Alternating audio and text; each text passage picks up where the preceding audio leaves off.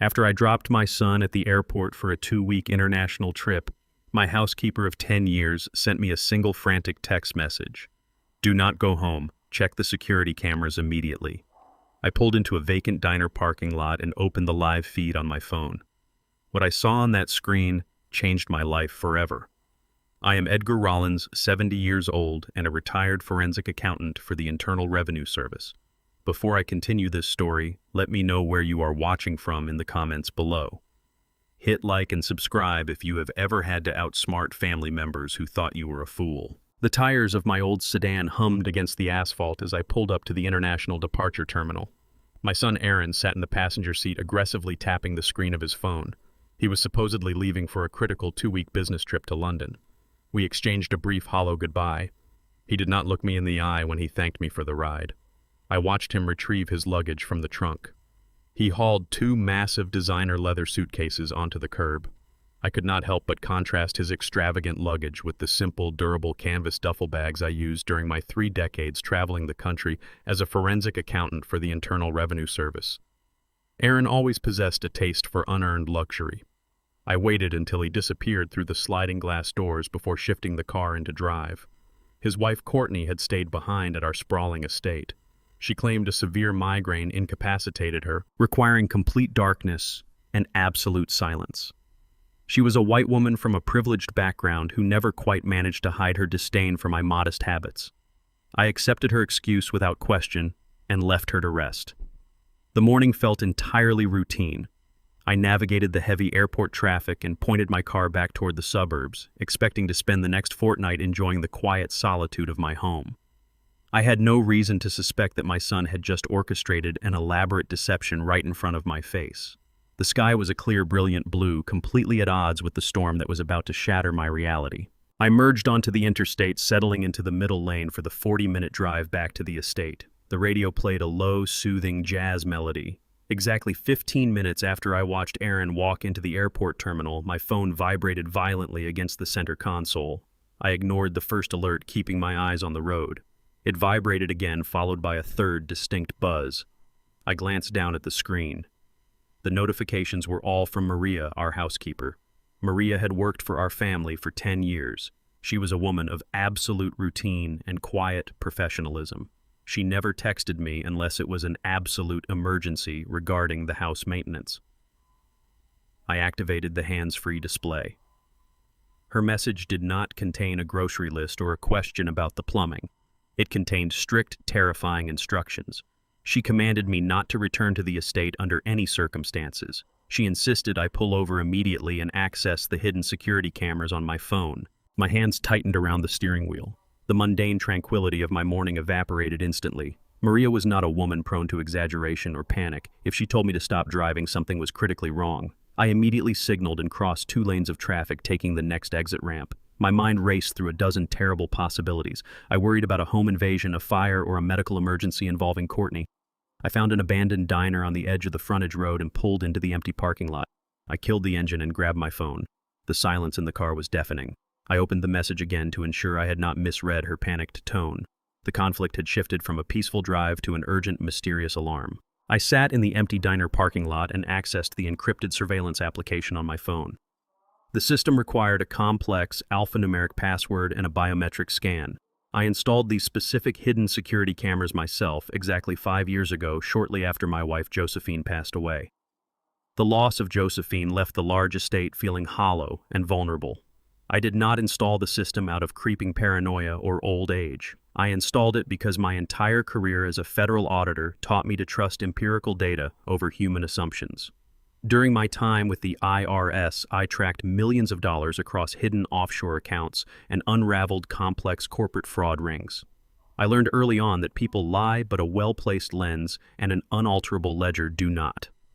The cameras were positioned discreetly in the main living areas, the kitchen, and the exterior entryways. Only Maria knew about their existence, a precaution I took to ensure her safety while she worked alone in the sprawling house. The application buffered for a few agonizing seconds as it connected to the home network. My thumb hovered over the screen, my chest tightening with anticipation. I braced myself to see broken glass police officers or paramedics rushing through my front door. I expected a tragedy. I expected a disaster that would require my immediate intervention. Instead, the high-definition feed stabilized, bringing the kitchen of my estate into sharp, vivid focus. The scene unfolding on the digital screen was not a violent home invasion. It was a domestic gathering that made absolutely no logical sense. I stared at the bright display, my forensic mind struggling to process the impossible contradiction playing out in real time right inside my own home. The live video feed showed the heavy oak door of the kitchen swinging wide open. Aaron walked confidently into the room. The man I had just watched enter an international departure terminal was now standing inside my house, completely devoid of his designer luggage. He was accompanied by a strange man in a sharp-tailored business suit holding a thick metal clipboard. The two men chatted casually, their body language relaxed and entirely professional. The interior door leading to the main hallway opened. Courtney glided into the kitchen. She did not look like a woman suffering from a crippling, light-sensitive migraine. She wore a pristine designer dress, her makeup flawlessly applied. She carried a silver tray holding 3 crystal glasses of expensive champagne. She greeted the stranger with a bright, welcoming smile and handed him a glass. Aaron took the second glass, clinking it against his wife's drink in a gesture of triumphant celebration. I sat frozen in my car, gripping the phone. Aaron never boarded the flight to London. The airport drop-off was an elaborate, fully orchestrated theatrical performance designed exclusively to remove me from the premises for a specific duration of time. They waited until they were certain I was driving back on the highway before initiating whatever illicit business this meeting represented. Courtney had feigned an illness to avoid the trip and prepare the house for this stranger. My son and my daughter-in-law had conspired to clear me from my own property. I watched the man with the clipboard gesture toward the expansive windows overlooking Josephine's garden. He began taking meticulous notes. I realized with chilling clarity that this was not a social visit. This was a business transaction, and I was the mark. The high-definition audio feed crackled to life inside the quiet cabin of my car. I turned up the volume on my phone, my eyes locked on the digital display. The man with the clipboard introduced himself as a senior commercial real estate appraiser representing a major downtown development firm. Aaron shook his hand enthusiastically and led him straight into the sunroom. My chest tightened as the camera angle shifted, capturing the expansive view through the rear bay windows. Aaron pointed directly at Josephine's meticulously maintained rose garden. My late wife spent 20 years cultivating those rare heirloom roses, turning a barren patch of dirt into a vibrant living sanctuary. Aaron coldly instructed the appraiser to factor in the cost of gutting the entire half-acre plot. He explained that the soft earth and delicate flower beds would be bulldozed to pour a reinforced concrete foundation for a multi-level commercial parking structure. I watched my own flesh and blood dismiss his mother's legacy with a casual, sweeping wave of his hand. The appraiser jotted down notes confirming that the local zoning laws permitted complete commercial redevelopment the moment the primary resident vacated the premises. The conversation lacked any hesitation or emotional weight. They spoke about my home as if I were already buried in the ground next to Josephine. I listened to the hollow cadence of my son's voice, recognizing the exact tone of the ruthless corporate predators I used to audit for the federal government. The trio moved from the sunroom into the formal living room. Courtney stopped in the center of the Persian rug and waved her hand frantically in front of her face. She complained bitterly about the oppressive, musty smell of the antique mahogany furniture. She kicked the carved leg of a vintage credenza I had spent 6 months restoring by hand. Her sweet, dutiful daughter-in-law persona vanished completely, replaced by a mask of ruthless, sneering impatience. She turned to Aaron, her voice sharp and demanding, entirely stripped of the soft cadence she always used when I was in the room. She demanded to know the exact date I would be permanently relocated to an assisted care facility.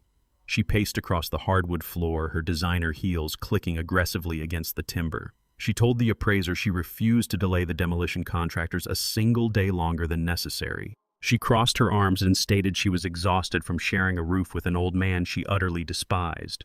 Every word she spoke dripped with unvarnished venom. She did not view me as a father or even a human being worthy of basic dignity. I was merely a stubborn stain on the lucrative property she was desperately trying to scrub away. Her sudden display of unfiltered cruelty confirmed what my instincts had warned me about since the day Aaron introduced her to our family. Aaron stepped forward and placed a reassuring hand on his wife's shoulder. He told her to lower her voice and remain focused on their established timeline. Aaron looked directly at the appraiser and explicitly guaranteed that a comprehensive medical proxy would be signed and notarized by Friday morning. He promised Courtney that once his signature dried on that specific legal document, they would gain immediate, uncontested control over the estate and my entire financial portfolio. He then carelessly recited the exact figures sitting untouched in my federal retirement accounts. My decades of tracking financial criminals for the government allowed me to build a substantial nest egg, a fortune I actively lived below my means to protect. Courtney snapped back that acquiring my capital was not a luxury, but an absolute necessity for her survival. She explicitly referenced a massive accounting gap at her tech startup. Without a hint of shame, she admitted to falsifying investor reports and diverting millions of dollars into unregulated offshore accounts. She stated clearly that if my retirement funds were not liquidated to cover her massive embezzlement by the end of the financial quarter, the Securities and Exchange Commission would issue a federal indictment against her. Aaron nodded slowly, fully aware and entirely complicit in covering up his wife's federal crimes using my hard-earned life savings. The son I raised to respect the law was actively conspiring to commit wire fraud. The appraiser stopped taking notes and looked up from his thick clipboard. He casually asked a deeply morbid question, phrasing it with sterile corporate detachment. He asked Aaron if the current owner possessed any severe underlying medical conditions that might naturally expedite the property transfer. It was a polite, sanitized way of asking how soon I was expected to die. Courtney let out a sharp, genuine laugh. She turned and looked directly into the bookshelf where my hidden camera was meticulously concealed. She told the appraiser not to worry about my longevity. She casually mentioned that my daily blood pressure medication had recently become highly unpredictable. She stated with absolute confidence that my health was rapidly deteriorating and a tragic medical event was practically imminent. Sitting in my parked car, I felt a sudden terrifying chill wash over my entire body. I placed my hand flat against my chest, feeling the heavy, uneven thud of my heartbeat against my ribs. Over the past 3 weeks, I had suffered from inexplicable dizzy spells, sudden lethargy, and a racing pulse that left me breathless. I had attributed these alarming symptoms to my advancing age and the lingering stress of grief. Listening to Courtney's arrogant, knowing laughter, the horrific truth crystallized in my mind. My failing health was not a natural decline.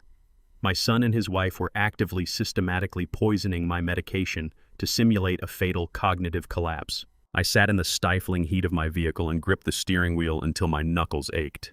Every primal instinct I possessed screamed at me to drive back to the estate, kick open the heavy front doors, and drag my son out by his designer collar.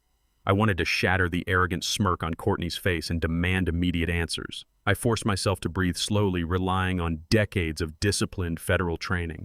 Screaming unproven accusations at corporate criminals never achieves genuine justice. It merely alerts them to their mistakes and gives them the necessary time to destroy vital evidence. If I stormed into that house now, Courtney would immediately flush the contaminated pills down the drain and claim I was experiencing a paranoid delusion. I put the vehicle in gear and merged back onto the highway, deliberately heading in the opposite direction of my home. I drove 20 miles across the city to an independent pharmacy I had never visited before. I walked directly to the counter and requested an emergency refill of my exact blood pressure prescription, citing a conveniently misplaced bottle. I handed the pharmacist crisp cash to avoid generating a digital footprint on my health insurance records. Returning to my car, I securely locked the fresh, untampered medication inside my glove compartment. I took my first genuine pill of the day and swallowed it completely dry. I needed my mind operating at absolute peak efficiency for the war I was about to wage against my own family. My dizzy spells and racing heart would cease immediately, but I could never allow Aaron and Courtney to realize my health was improving. I mapped a very slow winding route back to the estate, allowing the fraudulent commercial appraiser ample time to completely finish his illicit tour. I pulled my car into the circular driveway exactly 3 hours later. I deliberately slumped my shoulders and slowed my pace as I walked up the stone steps to the front entrance. I unlocked the heavy door and stepped into the grand foyer, leaning heavily against the wall to simulate severe physical exhaustion. Aaron emerged from the formal dining room holding a glass of sparkling water. He did not flinch when he saw me. He walked forward and offered a flawless, rehearsed lie regarding his sudden reappearance. He claimed a catastrophic scheduling error at the ticketing counter forced him to miss his international flight, delaying his crucial London business trip until the following week. He delivered the fabrication with smooth, unblinking confidence. I swallowed the bitter disgust rising in my throat and played my part perfectly. I offered him a weak, confused smile and gently patted his arm, acting the role of the gullible, deteriorating old man they desperately needed me to be. Courtney drifted into the hallway a moment later. She wore comfortable lounge clothes, entirely abandoning the pristine designer dress she wore for the commercial appraiser. She rubbed her temples dramatically, complaining that her severe migraine had kept her bedridden for the entire morning. She asked me if I was feeling well, noting with fake concern that I looked exceptionally pale and unsteady. I assured her my blood pressure was simply acting up again, deliberately leaning into their dangerous narrative. A flash of triumphant satisfaction crossed her eyes before she quickly masked it with a sympathetic pout. My son and my daughter-in-law stood in my home, casually weaving a web of absolute deceit. I excused myself, stating I urgently needed to lie down and rest my severely aching head. I walked up the grand staircase, gripping the mahogany banister tight enough to leave indentations in my palms. I bypassed my bedroom and retreated directly into my master bathroom, securely locking the heavy door behind me. I turned on the faucet to mask any sound of my movements. I opened the mirrored medicine cabinet and reached for the plastic weekly pill organizer resting on the middle shelf. Courtney took it upon herself to personally organize my daily dosages every Sunday evening, claiming she wanted to ensure I never missed a vital prescription. Her supposedly caring gesture was actually the perfect mechanism for executing an untraceable chemical sabotage. I snapped open the compartment labeled for Thursday. Inside sat my usual array of vitamins and a single white capsule supposedly containing my blood pressure medication. I pulled a small sterile plastic evidence bag from my wallet, a habit retained from my days collecting physical financial documents during federal raids. I used a pair of metal tweezers to extract the white capsule from the compartment and dropped it carefully into the plastic bag. I sealed it tightly and shoved it deep into my trouser pocket. I replaced the stolen capsule with a genuine pill from the fresh bottle I had purchased earlier across town, ensuring Courtney would not notice any missing inventory during her next visual inspection. Confronting them with wild accusations without concrete chemical proof would instantly trigger a defensive cover-up. I needed a certified laboratory to break down the exact molecular compound hidden inside this capsule. The physical evidence was now completely secure, but my forensic instincts warned me that their scheme extended far beyond simple property theft and medical tampering. I needed to verify the absolute status of my liquid capital before making my next strategic move. I left the bathroom and walked into my private home office. I closed the door and sat behind my heavy wooden desk. I booted up my encrypted laptop and navigated directly to my primary banking portal. I typed in my username and entered the complex alphanumeric password I had utilized for the past 6 months. The screen flashed a glaring red error message indicating an incorrect credential entry. I narrowed my eyes and typed the password a second time, pressing the keys with deliberate, forceful precision. The same red warning banner materialized on the screen. My pulse quickened as I clicked the automated password recovery link. The system generated a prompt stating that a secure reset code had been successfully dispatched to the primary recovery email address on file. I checked the designated destination address and felt my stomach drop entirely. The email listed on the screen was not my secure personal account. It was a newly generated address bearing Aaron's initials. My son had not merely planned to push me into an assisted living facility. He had already actively bypassed my digital security protocols and completely locked me out of my own liquid assets. Aaron possessed my social security number, my date of birth, and access to all my physical mail. He used that privileged information to hijack my financial identity right under my nose. I stared at the locked screen, the magnitude of his betrayal washing over me in cold, suffocating waves. He was actively draining the capital I had painstakingly accumulated over 40 years of grueling federal service. The medical poisoning was only one facet of a comprehensive, ruthlessly coordinated assault on my life. I closed the laptop, realizing I needed professional, immediate legal intervention to stop this devastating financial hemorrhage. I left the estate immediately, ensuring my departure went entirely unnoticed by the 2 criminals occupying my living room. I drove my modest sedan directly into the heart of the downtown financial district, navigating the heavy afternoon traffic with absolute cold precision. My destination was the towering glass and steel building housing the law firm of Gregory Pierce. Gregory was not merely my attorney. He had been my legal shield for 15 years, a man whose integrity perfectly matched my own. I bypassed his receptionist and walked straight into his expansive corner office. I reached into my trouser pocket and pulled out the sealed plastic evidence bag containing the single white capsule I had extracted from my medicine cabinet. I dropped the bag directly onto his polished mahogany desk. The sharp slap of the plastic against the wood echoed in the quiet room. Gregory looked at the bag, then looked at my face, instantly recognizing the severe gravity of the situation. I did not waste time exchanging pleasantries. I instructed him to initiate a rush toxicology screen through an independent, highly secure medical laboratory. I demanded absolute confidentiality, emphasizing that this specific pill was currently being used in an active, coordinated attempt to systematically poison me. Gregory did not question my assessment or ask for unnecessary clarifications. He picked up his desk phone and immediately secured a courier to transport the evidence. The physical proof of their chemical sabotage was now safely out of their reach, moving swiftly toward undeniable scientific verification. I sat down in the leather chair opposite Gregory, knowing the medical assault was only half of their strategy. I needed to uncover the exact magnitude of the financial destruction they had orchestrated behind my back. I leaned forward and informed Gregory about the catastrophic digital lockout I had experienced just an hour earlier.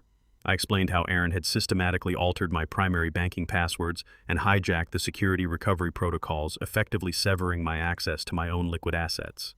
Aaron believed he was a master hacker, completely underestimating the sophisticated digital safeguards I had implemented. Gregory's expression hardened into a mask of professional fury. Decades spent hunting sophisticated financial predators had taught me to anticipate these exact vulnerabilities. Years ago, recognizing the rising threat of domestic cybercrime, I established a fail-safe mechanism for my most crucial accounts. Gregory and I had coordinated directly with the regional vice president of my primary commercial bank to embed a hard-coded backdoor protocol into my profile. This unique bypass required a dual authentication sequence generated simultaneously from Gregory's secure terminal and my encrypted personal device. Gregory turned to his dual monitors and initiated the emergency sequence. The bank's specialized portal demanded our synchronized authorization keys. We entered the alphanumeric sequences flawlessly. The digital barriers Aaron had so confidently erected shattered instantly.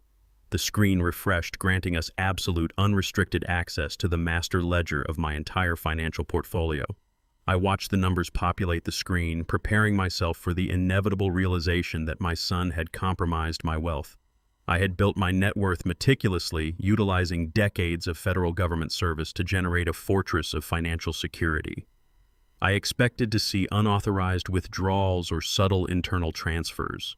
I did not expect to witness a sophisticated multi-tiered campaign of corporate fraud executed using my stolen identity. The data illuminated on the glowing monitors revealed a level of deceit far beyond simple opportunistic theft. Aaron and Courtney had weaponized my entire existence to salvage their own miserable failures. The real-time audit laid out the devastating truth with undeniable clarity. Courtney had illicitly utilized my social security number and my impeccable credit history to open 3 massive commercial lines of credit. She systematically drained the available funds to the absolute limit, funneling millions of dollars into the corporate accounts of her failing technology startup. She was frantically attempting to plug a massive financial crater caused by her own reckless embezzlement. Aaron had co-signed every single fraudulent application, permanently binding my identity to their criminal enterprise. They sought to destroy my financial foundation without leaving a single trace of their direct involvement. They leveraged the legacy I had sacrificed my entire life to build. Throughout his childhood, I deliberately lived far below my actual means. I drove an old, unremarkable sedan and wore simple, unbranded clothing. I wanted Aaron to understand the profound value of honest, grueling hard work. I wanted to build a man of character, an African-American man who understood that true wealth is earned, never simply handed over. Looking at the fraudulent ledgers, I realized my strategy had completely failed. Aaron deeply resented my modesty. He viewed my disciplined lifestyle not as a lesson in humility, but as a deliberate, unfair restriction on his inherent right to luxury. He partnered with a woman who shared his bottomless entitlement, and together they decided to simply steal the rewards of my labor. The millions missing from my accounts were not just numbers on a screen. They represented the quiet, exhausting decades I spent securing our family's future. They bled my accounts dry to fund their superficial illusions of grandeur. The sheer audacity of their theft was staggering, but my forensic examination was not yet complete. The deepest cut of their betrayal was still waiting to be uncovered in the legal registry. Gregory minimized this banking portal and accessed the county's secure judicial database.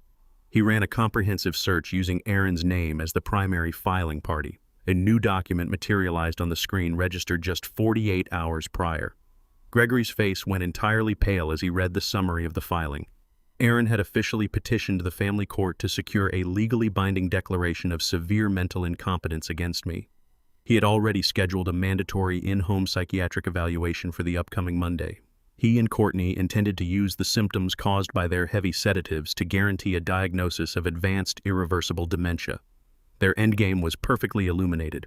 Once the state declared me mentally unfit, Aaron would automatically assume absolute legal guardianship over my person and my estate. He would gain the unquestionable authority to liquidate my remaining untouched federal retirement funds and effortlessly cover up the massive commercial loan fraud they had already committed. They needed me declared legally insane to permanently protect their financial theft. The trap was masterfully designed. If I fought back without proof, my anger would simply be weaponized as a symptom of my supposed cognitive decline.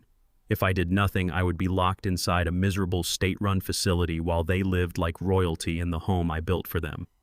I stared at the legal petition, the cold realization settling into my bones. The son I loved was actively preparing to bury me alive in a psychiatric ward.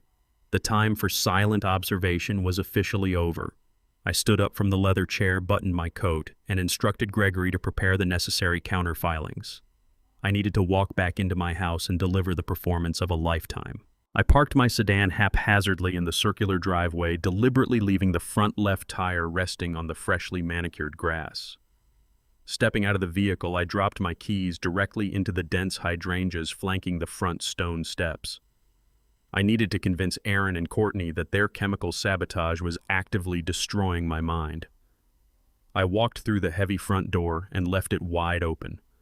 Courtney sat in the main living room, sipping sparkling water and aggressively scrolling through her phone. I shuffled into the room, letting my shoulders droop and my jaw slacken. I looked around with feigned panic and asked her if she had seen my car keys. She sighed heavily, not looking up from her screen, and told me I probably left them in the ignition again. I waited exactly 3 minutes before wandering back into the room. I touched my forehead, putting a noticeable tremor in my fingers, and asked her the exact same question. Her manicured fingernails paused on her glowing screen. She shot me a look of pure irritation, pointing firmly toward the front door. 7 minutes later, I returned for the third time. I stood in the center of the Persian rug, staring blankly at the far wall, and asked if she knew where I parked the car. My performance was a calculated degradation of my own dignity, but it was absolutely necessary. I had to feed their arrogance. By acting exactly like the deteriorating old man they were trying to create, I practically guaranteed they would accelerate their timeline. They would lower their guard, mistaking my tactical submission for a genuine chemical surrender. I watched the profound annoyance on Courtney's face morph into a sick, triumphant realization. She believed she was finally winning. Courtney tossed her expensive phone onto the glass coffee table with an exaggerated huff. She stood up and approached me, her face twisting into a mask of grotesque theatrical sympathy. She invaded my personal space and placed a heavy, patronizing hand on my shoulder. She spoke to me with a loud, painfully slow articulation, dragging out every single syllable as if I were profoundly deaf and intellectually stunted. She over-enunciated her words, instructing me to sit down on the sofa before I hurt myself. It was a repulsive performance. She treated a man who had spent 3 decades outsmarting the most sophisticated corporate criminals in the nation like an ignorant, helpless infant. I swallowed my rising fury and maintained a completely vacant stare. I let my eyes drift away from her face, focusing on the crown molding near the ceiling to project absolute cognitive absence. Inside my mind was functioning with razor-sharp precision, analyzing every micro-expression and tracking her sickeningly sweet tone. Absorbing this insult was a strategic necessity. I needed her to feel vastly superior. Overconfidence is the absolute greatest weakness of any criminal, and Courtney possessed it in abundance. She patted my cheek condescendingly, a physical violation that took every ounce of my willpower not to violently brush away. She loudly declared that she would find my keys and that I simply needed to rest my tired brain. She practically shoved me onto the soft sofa cushions. I let my body fall heavily into the fabric, offering zero physical resistance. My complete lack of agency fed her growing ego perfectly. She looked down at me with unvarnished disgust, entirely convinced that her toxic capsules had successfully dissolved the brilliant federal auditor into a compliant empty shell. Courtney walked away to retrieve my keys, her designer heels clicking rhythmically against the hardwood floor. Her entire demeanor radiated the toxic entitlement bred from generational wealth. She descended from a prominent family of commercial developers who draped themselves in luxury to project success. From the moment Aaron introduced us, Courtney viewed my intentionally modest lifestyle with poorly disguised disdain. She equated my worn sweaters and 10-year-old sedan with financial failure. She genuinely believed my refusal to purchase a yacht or join an exclusive country club meant I was simply a struggling civil servant existing on a meager government pension. She equated visible spending with actual net worth, a fatal miscalculation common among the newly desperate elite. She remained entirely unaware that her own family's empire was constructed on highly leveraged debt and precarious commercial mortgages. Her father owed millions to ruthless creditors, a fact I uncovered years ago during a routine background check. Courtney evaluated the world strictly through superficial appearances, making her completely blind to my actual reality. My liquid wealth vastly exceeded the combined assets of her entire extended family. My offshore investments and meticulously managed stock portfolios generated more passive income in a month than her failing tech startup grossed in a year. I guarded this wealth fiercely, refusing to flaunt it, knowing that ostentatious displays only attract parasites. By hiding my fortune behind a facade of middle-class frugality, I had unintentionally exposed the true nature of my son and his wife. They were risking federal prison to steal what they falsely assumed was a minor retirement fund, entirely ignorant of the vast financial empire resting silently just beneath the surface of my plain, unremarkable life. I continued to sit completely still on the sofa, keeping my eyes unfocused as Aaron briskly entered the living room. His posture was rigid with suppressed excitement. He carried a sleek black leather folder under his left arm. Courtney followed closely behind him, her arms crossed, watching me with hawkish intensity. Aaron sat down on the edge of the glass coffee table directly in front of my knees. He leaned forward, flashing a warm, meticulously rehearsed smile that did not reach his cold, calculating eyes. He opened the leather folder and laid it flat on his thighs, revealing a stack of dense legal documents printed on heavy stock paper. He spoke in a soothing, hurried tone, treating the interaction as a minor, bothersome formality. He told me the paperwork consisted of routine tax declarations required for the upcoming fiscal year. He claimed my accountant needed them filed immediately to avoid an impending federal audit penalty. He uncapped a premium silver fountain pen and pressed it firmly into my right hand. He pointed to a blank signature line at the bottom of the final page, tapping the paper urgently with his index finger. He instructed me to sign the bottom line quickly so he could overnight the package to the tax office. He deliberately kept his hand covering the top half of the document, obscuring the official header and the legal definitions printed above the signature line. The trap was fully set. They believed my drugged, confused state would guarantee blind compliance. They assumed I would simply scrawl my name without reading a single word, handing them the keys to my life out of sheer, exhausted obedience. I lowered my gaze to the heavy parchment resting on my knees. The bold heading at the top of the page immediately contradicted every lie my son had just spoken. This was not a routine federal tax declaration. The document was an ironclad, comprehensive power of attorney. The dense legal paragraphs transferred absolute, irrevocable control of my medical decisions, property rights, and financial assets directly to Aaron and Courtney. They had drafted a legal surrender of my entire existence. Aaron hovered over me, his shadow blocking the living room light. He snapped his fingers sharply. A stranger stepped out from the hallway shadows and into the center of the room. Aaron introduced the man with forced, booming enthusiasm. He claimed the stranger was a certified mobile notary public hired purely for my convenience to witness the tax signatures so I would not have to leave the house. The notary carried a heavy brass stamp and a worn leather ledger. He refused to make eye contact with me, his gaze fixed nervously on the floorboards. Real notaries verify identity and intent. This man was a paid accomplice brought in to legitimize an act of crime. Courtney stood behind Aaron, her arms folded tightly across her chest. She watched me with the breathless anticipation of a predator waiting for the trap to finally spring closed. They expected the heavy sedatives they believed were currently coursing through my bloodstream to render me incapable of reading the fine print. They assumed my vision was blurred and my comprehension shattered. I held the heavy silver fountain pen, feeling the cool metal against my skin. I knew that refusing to sign would instantly break my carefully constructed facade. I had to give them exactly what they wanted. I pressed the nib of the fountain pen against the thick parchment. I commanded the muscles in my right hand to spasm. My fingers trembled violently, sending the silver pen jerking across the paper. Courtney let out a sharp, impatient breath, clearly disgusted by my feigned physical deterioration. Aaron leaned closer, his voice adopting a sickeningly sweet, encouraging tone, urging me to simply finish the line. I focused my mind with absolute clarity while projecting severe cognitive failure. During my tenure as a forensic auditor, I routinely dismantled organized coercion fraud rings that preyed on vulnerable citizens. I learned exactly how state banking laws evaluate disputed documents. A signature is legally binding only if it matches the established historical biometric pattern of the account holder. I began to write. Instead of my legal first name, I deliberately wrote my middle name first.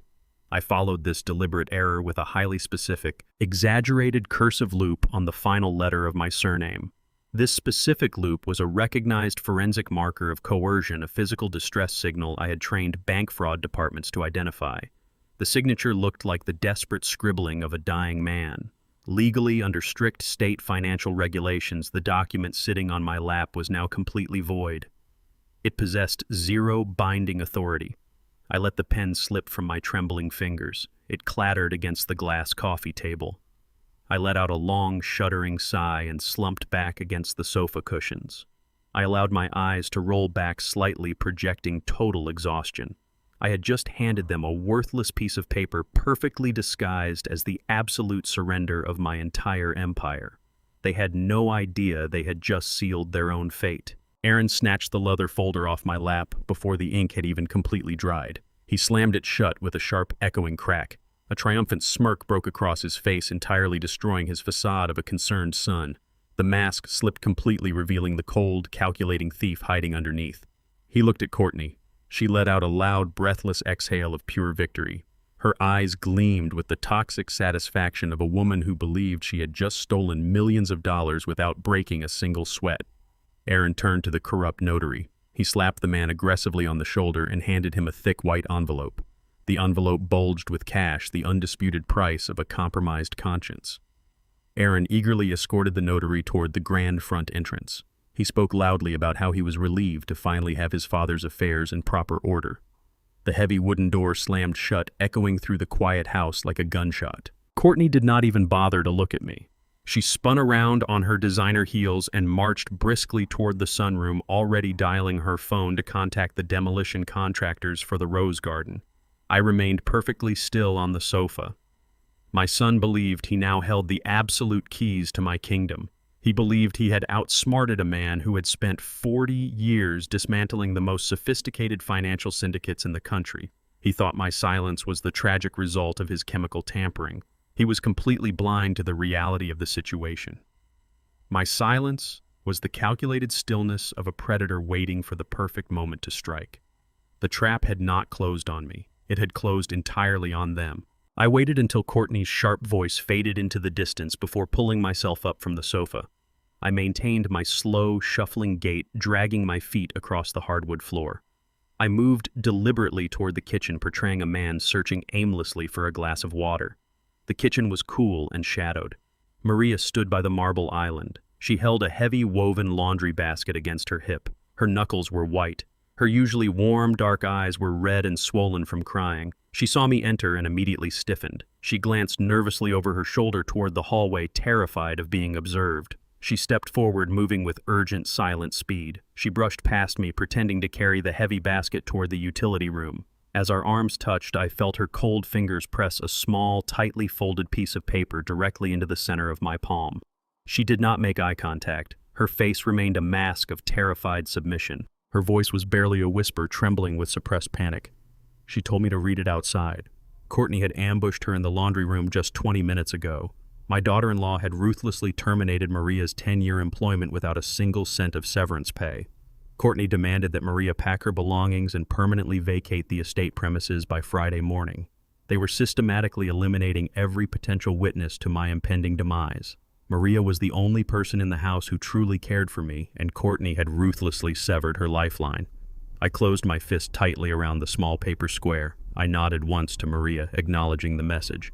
The battle was no longer just about protecting my wealth. It was about protecting the innocent people my family intended to destroy. I waited until the grandfather clock in the hallway struck midnight. The estate was completely silent, buried under the heavy darkness of the suburban night. I slipped out the back door, stepping quietly across the flagstone patio toward the detached greenhouse. The humid, earth-scented air wrapped around me as I pulled open the heavy glass door. Maria stood trembling beside a long row of blooming orchids. She clutched her worn cardigan tightly across her chest, her eyes darting nervously toward the silhouette of the main house. She spoke in a rapid, hushed whisper, terrified that the walls themselves were listening. She told me exactly what happened before I returned from the city. 2 days ago, Maria had entered my private office to empty the wastebaskets. She caught Courtney kneeling behind my mahogany desk, actively rummaging through my open floor safe. Courtney had bypassed the analog dial, likely using a combination she found written down or deciphered through sheer persistence. Courtney froze, staring at the housekeeper with a look of pure, homicidal panic. The sweet, dutiful facade evaporated, replaced by the feral glare of a cornered thief. Courtney immediately weaponized her newfound authority. She demanded Maria's absolute silence, threatening to call the police and accuse the housekeeper of stealing antique silverware if she spoke a single word to me. Then Courtney fired her on the spot. She demanded Maria pack her belongings and vacate the premises by Friday morning. My daughter-in-law recognized a loyal witness and moved ruthlessly to eliminate the only variable she could not control. Courtney wanted the house completely empty of any sympathetic eyes before she executed the final stage of my destruction. I reached inside the inner pocket of my jacket and extracted a crisp white envelope. I handed it directly to Maria. She opened the flap with shaking fingers and stared at the certified cashier's check nestled inside. The document represented the equivalent of her full annual salary drawn from a secure hidden account entirely beyond Aaron's reach. Maria gasped, shaking her head vigorously, attempting to hand the envelope back to me. I placed my hands gently over hers and closed her fingers around the paper. I refused to let her leave this property destitute. During the darkest period of my life, when Josephine was battling the final agonizing stages of pancreatic cancer, Aaron was entirely absent. He cited the demands of his career and rarely visited the estate. It was Maria who sat by my wife's bedside through the long, agonizing nights. It was Maria who held Josephine's fragile hand, wiping her brow and speaking softly to her when the pain medication failed. My loyalty to this woman was absolute and completely unbreakable. I owed her a debt that money could never truly repay. I instructed her to pack her bags immediately and leave the estate before the sun rose. I handed her a second piece of paper containing the address of a highly secure premium hotel across the city. I had already booked and prepaid a suite under a corporate pseudonym. I ordered her to go straight to the hotel, lock the door, and speak to absolutely no one. She was entirely innocent, a decent woman caught in the crossfire of a vicious criminal conspiracy. I needed her geographically isolated and physically safe before I detonated the legal explosive I had meticulously prepared for my son. Tears streamed down Maria's face, tracing damp paths along her cheeks. She wept with profound, overwhelming gratitude, clutching the cashier's check against her chest like a physical shield. She whispered a string of breathless blessings, her voice cracking under the weight of her raw emotion. She looked at me with deep concern, terrified of what Courtney and Aaron might do to me once I was left completely alone in the massive house. I offered her a firm, reassuring smile. I placed a steady hand on her shoulder and looked directly into her eyes. I promised her that this exile was strictly temporary. I explicitly assured her that she would return to this estate and resume her rightful place once the parasitic infection currently occupying the master bedrooms was permanently removed. She nodded slowly, understanding the gravity and the absolute certainty in my voice. She turned and hurried back toward her small living quarters near the garage, moving with the desperate speed of a survivor fleeing a sinking ship. I stood in the shadows of the driveway and waited. 15 minutes later, the engine of her modest, compact car sputtered to life. The headlights cut a narrow beam through the thick suburban darkness. I watched the red glow of her taillights disappear down the long, winding street. A heavy wave of relief washed over my chest. The board was now perfectly clear of civilian casualties. Maria was secure, insulated from the devastating legal and social shockwaves that were about to obliterate my family. I turned back toward the imposing silhouette of the estate. The massive house felt remarkably different now. It was no longer a home, it was a fortified battleground, and the enemy was sleeping peacefully right upstairs. Just before Maria had turned to leave the greenhouse, she had pressed the crumpled piece of paper into my hand. I walked back into the humid warmth of the glass enclosure and flicked on a small, low-wattage potting light. I smoothed the violently wrinkled paper flat against the wooden workbench. The glossy, brightly colored ink caught the dim light. It was a tri-fold promotional pamphlet that Maria had retrieved directly from the bottom of Courtney's personal wastebasket. I read the bold, cheerful lettering printed across the front cover. It advertised a facility named Shady Pines. The brochure promised a serene, compassionate environment for seniors requiring advanced memory care. My forensic instincts flared instantly. I pulled out my secure smartphone and typed the name of the facility into a federal registry database. The search results populated my screen with horrifying speed. Shady Pines was not a premium medical sanctuary. It was a notoriously underfunded, state-run institution located in the most desolate industrial sector of the county. The facility possessed a documented, highly publicized history of severe catastrophic elder abuse. The database listed multiple active investigations regarding patient neglect, chemical restraint violations, and rampant unsanitary conditions. It was a holding pen designed to warehouse the forgotten and the voiceless until they expired. My daughter-in-law had bypassed every reputable high-end care facility in the state. She actively sought out the cheapest, most deplorable institution available. Courtney and Aaron did not simply want to steal my wealth and remove me from the estate. They wanted to punish me for existing. They intended to lock me inside a horrific nightmare, ensuring my final days were spent in absolute misery. I folded the brochure and slid it into my pocket, feeling the cold clinical rage freeze my heart completely solid. The sharp vibration of my encrypted mobile phone shattered the early morning silence exactly at dawn. I sat up in the darkness of my bedroom, immediately wide awake, and swiped the screen to accept the incoming call from Gregory Pierce. He did not waste time with standard morning pleasantries. The independent laboratory had processed the rush order on the toxicology screen and sent the certified digital file directly to his secure server. Gregory read the chemical compound aloud, his voice tight with professional outrage. The innocent white capsule Courtney had meticulously placed into my Sunday organizer was not blood pressure medication. It was a massive concentrated dose of a highly restricted antipsychotic sedative. The laboratory director explicitly noted that this specific pharmaceutical was designed exclusively for severe psychiatric wards to chemically restrain violent patients. Ingesting this chemical compound systematically shuts down the neural pathways responsible for short-term memory and spatial awareness. Gregory stated the clinical reality with brutal clarity. Prolonged exposure to this specific dosage guaranteed progressive symptoms practically indistinguishable from advanced Alzheimer's disease. My own family was not waiting for my mind to naturally deteriorate. They were actively chemically inducing a devastating neurodegenerative collapse to force a legal guardianship.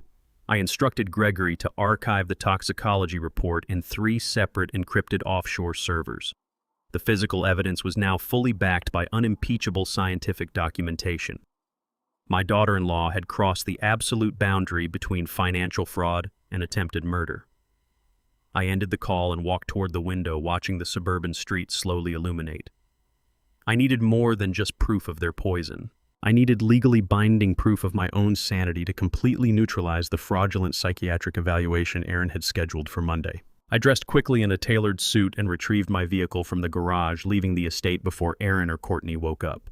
I completely avoided the main highways, opting for the quiet back roads leading toward the heavily forested outskirts of the city. I pulled up to the security gates of a private, highly exclusive medical clinic. This facility catered entirely to elite corporate executives and high-ranking government officials who required absolute discretion regarding their physical and mental health. Gregory had utilized his considerable influence to bypass their 6-month waiting list and secure an immediate appointment with their chief neurologist. A pair of armed security guards verified my identification before allowing me onto the pristine campus. I walked through the sliding glass doors and was immediately escorted into a sterile, soundproof testing wing. The chief neurologist did not waste my time with unnecessary bedside manner. He understood the legal gravity of my request and initiated a grueling 4-hour battery of exhaustive medical examinations. He drew multiple vials of blood to establish my baseline biochemistry, confirming the complete absence of any organic neurodegenerative markers. I submitted to comprehensive magnetic resonance imaging scans to map my entire cerebral structure. Following the physical examinations, he subjected me to an intense barrage of cognitive stress tests. I solved complex spatial reasoning puzzles, recited long sequences of alternating numerical data, and navigated high-level logic traps designed to expose the slightest cognitive fracture. I treated every single test with the same intense analytical focus I previously applied to unraveling illicit corporate shell companies. I refused to display a single ounce of fatigue. I pushed my brain through every grueling hurdle, absolutely determined to forge an unbreakable shield against Aaron's impending legal assault. The chief neurologist finally lowered his clipboard and turned off the recording devices. He sat silently behind his heavy desk, reviewing the massive accumulation of diagnostic data scrolling across his dual monitors. After 10 minutes of rigorous evaluation, he initiated a secure printing sequence. A thick stack of watermarked parchment emerged from the machine. He signed the bottom line of the official diagnostic summary and stamped it with his heavy brass institutional seal. He handed the certified, legally binding medical document directly across the desk. He looked at me with an expression of profound professional respect. He stated for the official record that my cognitive functions were not merely normal, but operating at an exceptionally elite percentile. During my 3 decades dissecting labyrinthine tax evasion schemes for the federal government, I trained my brain to hold thousands of conflicting data points simultaneously. My mind remained an absolute steel trap, honed by countless hours of hunting missing millions hidden by the most deceptive corporate criminals in the world. The neurologist explicitly noted in his binding conclusion that I possessed the rapid processing speed, memory retention, and mental acuity of a perfectly healthy man 20 years my junior. The document in my hand was an ironclad legal weapon. Any judge presented with this certified assessment would instantly laugh Aaron's fraudulent power of attorney straight out of the courtroom.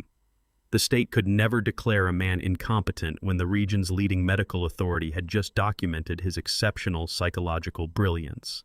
I shook the doctor's hand, placed the sealed envelope securely inside my leather briefcase, and walked back out into the bright afternoon sun. My defenses were now completely impenetrable, and I was fully prepared to go on the offensive. I sat inside the quiet cabin of my vehicle, running my thumb across the raised institutional seal on the medical envelope. The air conditioning hummed softly against the dashboard. My phone vibrated urgently, displaying Gregory's encrypted number for the 2nd time that day. I answered the call, expecting a routine update regarding the drafted counter filings. Gregory's voice was tense, devoid of his usual composed rhythm. He had maintained his digital backdoor access into my compromised commercial accounts to monitor Courtney's financial activity. The situation had just violently escalated. The primary commercial bank holding Courtney's massive fraudulent credit lines had flagged her latest withdrawal request for an emergency manual review. She had attempted to pull a massive sum of capital at once, triggering an automated federal risk algorithm. To release the frozen funds, the banking executive is now required a comprehensive physical property inspection to verify the collateral listed on her forged loan applications. Gregory read the internal bank memo aloud. The financial institution was dispatching a senior loan officer directly to my estate tomorrow morning to personally evaluate the premises. Courtney and Aaron were entirely unaware of this impending ambush. They firmly believed their fraudulent paperwork had cleanly bypassed the bank's security measures. The arrival of a senior federal loan officer at the estate would instantly expose their massive wire fraud to an external, highly regulated authority. If I allowed that inspection to proceed naturally, the bank would simply freeze the assets and hand the investigation over to the local authorities. I refused to let a corporate entity steal my righteous vengeance. I told Gregory to maintain absolute silence on the banking portal. I needed to intercept that loan officer before he ever knocked on my front door. I drove back to the estate, slipping silently through the side entrance just as the sun began its descent. I needed to be perfectly rested and strategically positioned for the senior bank inspector's arrival the following morning. But Aaron altered the timeline before the dawn even broke. I was sitting in the dim light of the kitchen at 6 o'clock drinking my black coffee when my son marched into the room.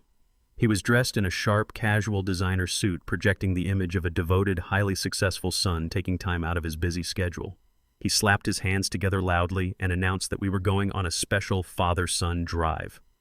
He claimed he had found a premium country club specifically designed for retired executives, a luxurious place where I could relax and receive the top-tier amenities I supposedly deserved. His tone was aggressively cheerful, completely masking the sinister reality of our destination. I knew exactly where he was taking me. The crumpled Shady Pines brochure resting in my coat pocket felt like a burning coal against my skin. If I refused to go, I risked triggering a premature explosive confrontation, potentially jeopardizing my carefully laid trap for the bank inspector scheduled to arrive in just a few hours. I needed to maintain the absolute illusion of my total cognitive surrender. I let my jaw go slack, nodded slowly, and gave him a vacant, highly compliant smile. I put my coffee mug down with a deliberate, trembling clumsiness. I followed him out to the expansive driveway, shuffling my feet heavily across the crushed gravel, and climbed into the passenger seat of his least luxury SUV. I fastened my seatbelt and stared blankly out the window, preparing my mind to witness the absolute depths of my son's depravity. Aaron drove aggressively, navigating swiftly away from the manicured, wealthy suburbs and steering our vehicle directly toward the decaying industrial sector of the county. The sprawling green lawns and gated communities quickly gave way to cracked asphalt, rusted chain-link fences, and abandoned manufacturing warehouses. He finally pulled the heavy SUV into a deeply potholed parking lot fronting a massive crumbling brick structure. A faded, cracked plastic sign near the entrance read, "Shady Pines Care Facility." The building looked remarkably like a forgotten maximum security penitentiary. The exterior brickwork was stained black with years of environmental neglect, and several of the ground floor windows were covered with heavy rusted iron grates. Aaron killed the engine and cheerfully announced we had arrived at the club. I stepped out of the vehicle, instantly assaulted by the overwhelming foul stench emanating from the main entrance. It was a suffocating, deeply institutional odor, a nauseating blend of industrial bleach, boiled cabbage, and stale urine. We walked through the sluggish automatic sliding doors into a dimly lit, linoleum-floored lobby. The reality of the facility was far worse than the bleak exterior suggested. A dozen elderly patients sat slumped in mismatched, torn vinyl wheelchairs along the peeling walls. They were entirely neglected, their thin hospital gowns soiled and improperly fastened. They stared blankly at a flickering muted television mounted high in the corner of the room, completely devoid of any active stimulation or compassionate medical care. A single, exhausted orderly walked past us carrying a plastic tray of paper cups, completely ignoring the weak moans of a frail woman asking for water. This was not a medical sanctuary. It was a holding pen for the unwanted. This was the miserable, decaying purgatory where my son and daughter-in-law intended to lock me away until the day I died. I turned my head slowly, directing my gaze away from the tragic human misery lining the hallway, and looked directly at Aaron. I searched his profile with desperate forensic intensity. I was looking for a single flinch of guilt, a tightening of the jaw, a fleeting shadow of hesitation in his dark eyes. I needed to see some microscopic evidence that the boy I raised still existed, buried somewhere beneath this monstrous, calculated greed. I found absolutely nothing. Aaron's face remained a mask of casual, bored indifference. He checked his expensive wristwatch, clearly annoyed by the bleak, depressing surroundings, but entirely unaffected by the cruelty of condemning his own father to this nightmare. Standing in that foul-smelling corridor, a crushing realization settled heavy in my chest. Decades ago, I willingly took on grueling double shifts at the federal agency, exhausting my body and mind specifically to afford Aaron's elite private education. I wanted him permanently insulated from the harsh, unforgiving financial realities I faced growing up. I deliberately absorbed every ounce of hardship so he could experience a life of unbroken privilege and comfort. I thought I was building an indestructible foundation of security for my child. Looking at his cold, unfeeling expression, I understood my fatal error. By systematically shielding him from struggle, I had completely stripped him of all human empathy. I removed the friction required to build strong character, creating a hollow, entitled predator who viewed other human beings strictly as disposable assets. He did not see a father standing beside him. He saw a financial obstacle that required immediate, permanent relocation. The boy I had sacrificed my entire youth to protect had seamlessly transformed into the exact type of ruthless corporate criminal I had spent my entire federal career hunting. Aaron instructed me to sit on a cracked vinyl bench near the reception desk using the same slow, patronizing tone Courtney had perfected. He told me to wait quietly while he handled the enrollment paperwork. I slumped onto the uncomfortable bench, keeping my chin tucked to my chest, but I tracked his every movement with absolute precision. He walked down the dark corridor and stepped into a small, heavily cluttered office marked Facility Director. The door remained cracked open just enough for me to witness the transaction. A heavy-set man in a cheap, rumpled suit stood up to greet him. They did not exchange medical records or discuss treatment protocols. Aaron reached inside his tailored jacket and produced a thick, sealed white envelope. He slid it quickly across the cluttered desk. The director picked it up greedily, flipping through the thick stack of $100 bills inside. This was not a standard admission fee. It was an illegal, undocumented cash bribe designed to completely bypass the state's mandatory medical vetting process. The director pocketed the envelope and offered Aaron a broad, conspiratorial smile. They shook hands, firmly sealing the corrupt arrangement. I strained my hearing, catching the final, devastating sentence of their transaction. Aaron explicitly scheduled my mandatory involuntary intake for the upcoming Friday morning. He informed the director that the comprehensive state power of attorney would be fully executed by then giving the facility absolute legal authority to hold me against my will. Aaron stepped out of the office, his posture relaxed and victorious. He had purchased my permanent imprisonment.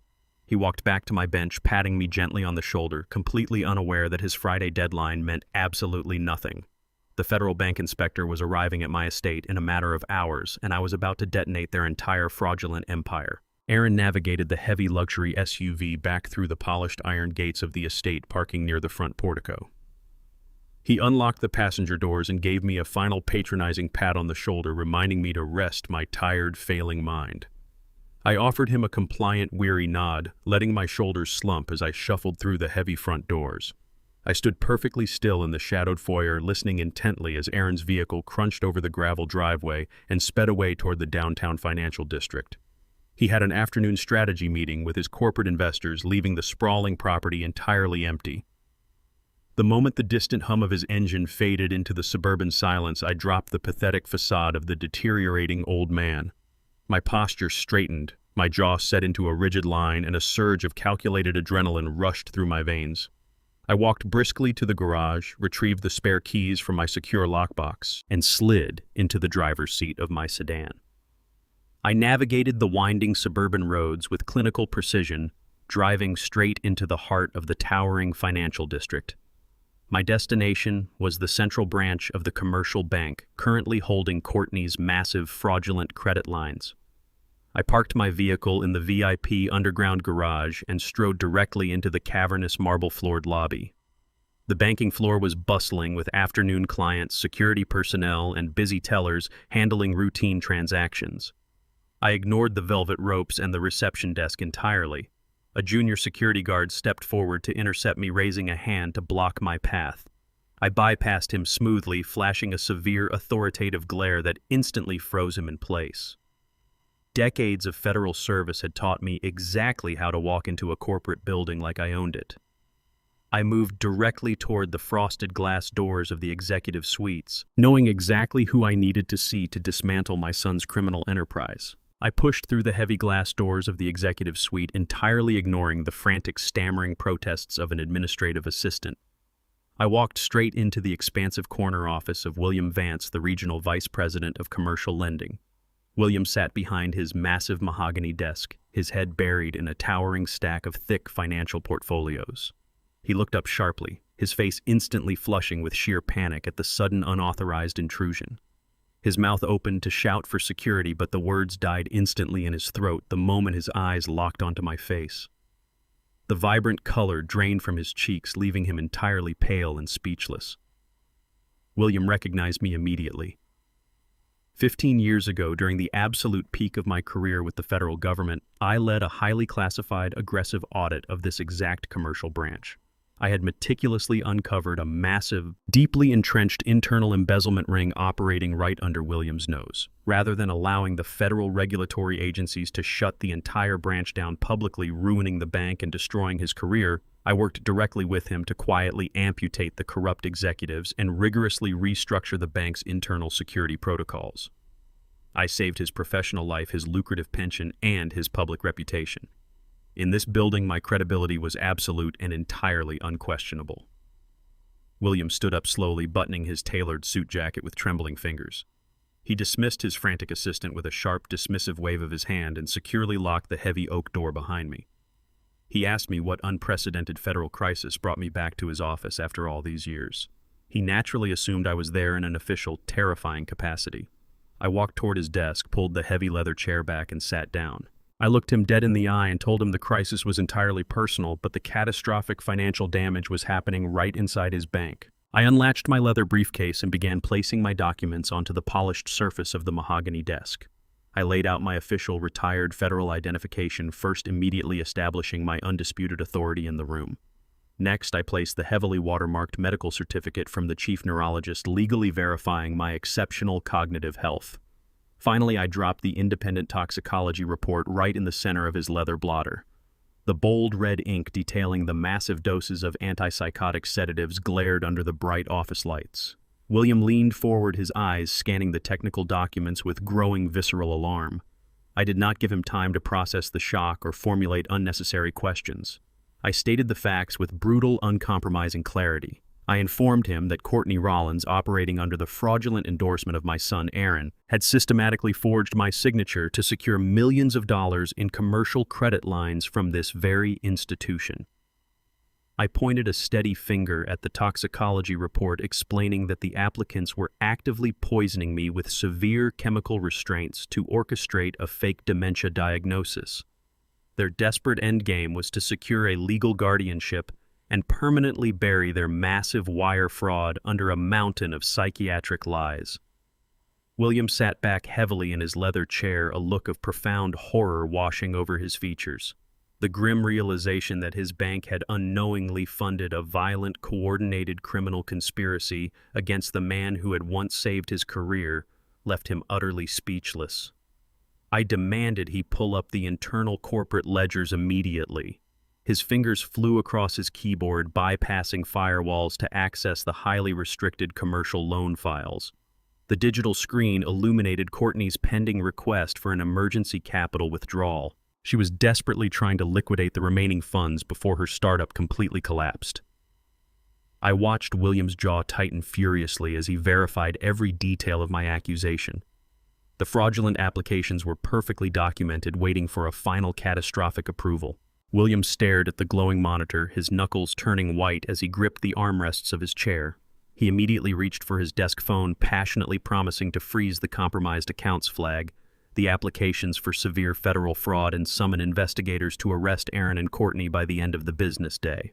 I placed my hand firmly over the receiver, stopping him before he could lift the plastic handset. A simple account freeze would instantly alert them to the breach. They would immediately destroy the remaining physical evidence, hire elite defense attorneys, and drag this case through civil court for a grueling decade. I needed an undeniable, perfectly documented confession of their intent to commit massive wire fraud. I outlined my counter-strike strategy with cold, calculated precision. I instructed William to approve the final capital withdrawal on paper. He would officially authorize the release of the funds and completely bypass the required physical property inspection that the risk algorithm had triggered. Instead, he would personally invite Aaron and Courtney to a grand formal signing event to execute the final commercial loan transfer. I demanded that he schedule this exclusive executive meeting directly at my estate. William's eyes widened as he grasped the full magnitude and elegance of the trap. By forcing them to sign the final irrevocable transfer documents in front of a senior bank executive on my own property while they arrogantly believed I was mentally incapacitated, their criminal intent would be cemented into federal law. There would be absolutely zero plausible deniability.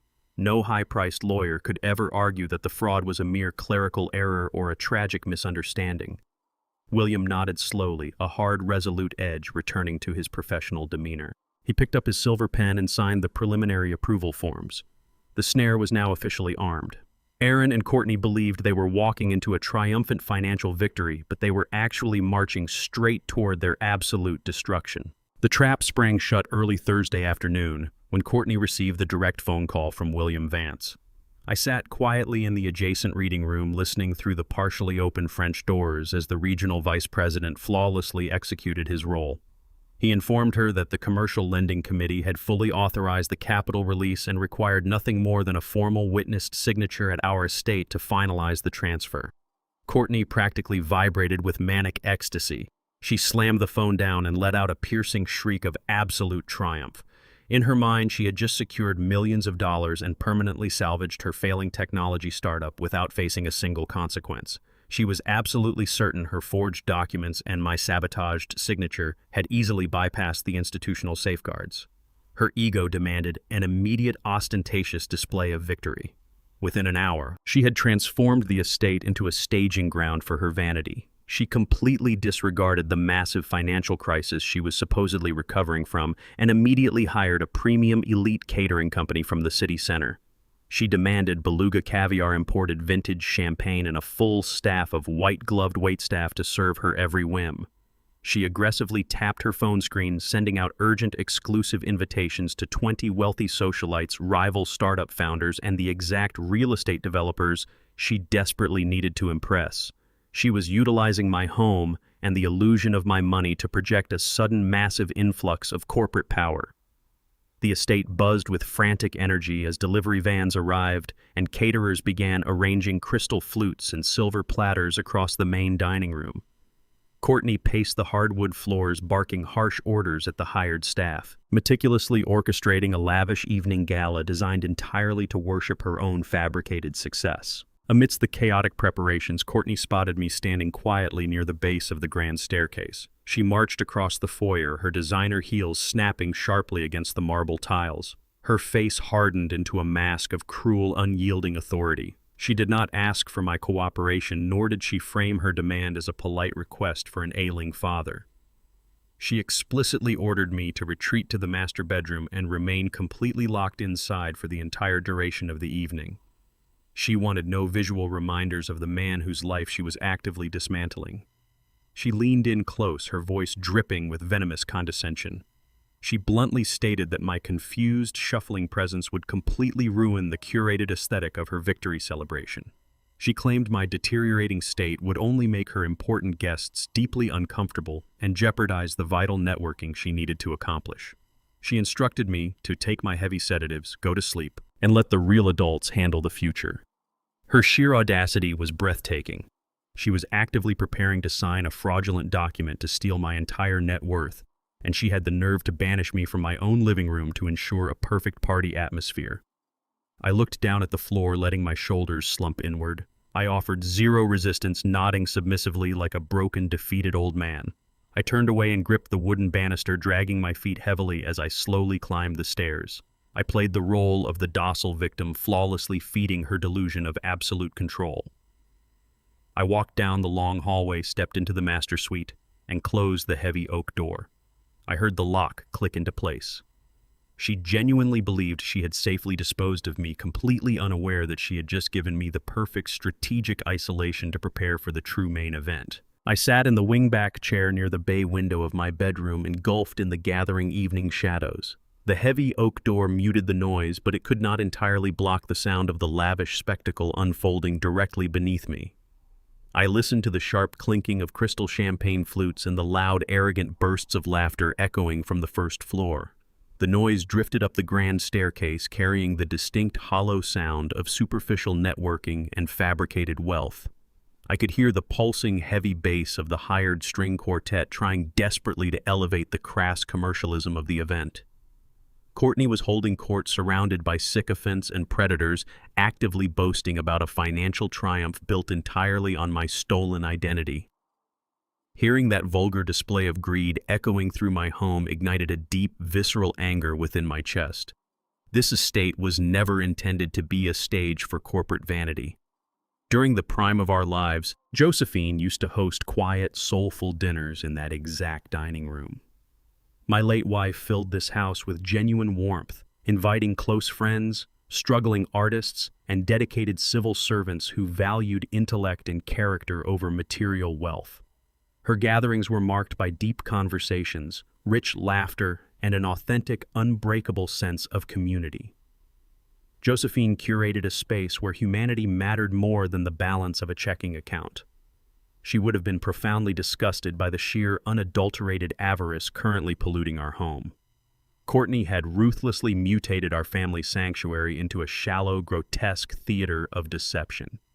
She and Aaron had invited a flock of financial vultures into the home Josephine loved, defiling her memory to celebrate a massive criminal fraud. They were toasting to my psychological demise and their impending inheritance, entirely convinced they had successfully buried the architect of their luxury.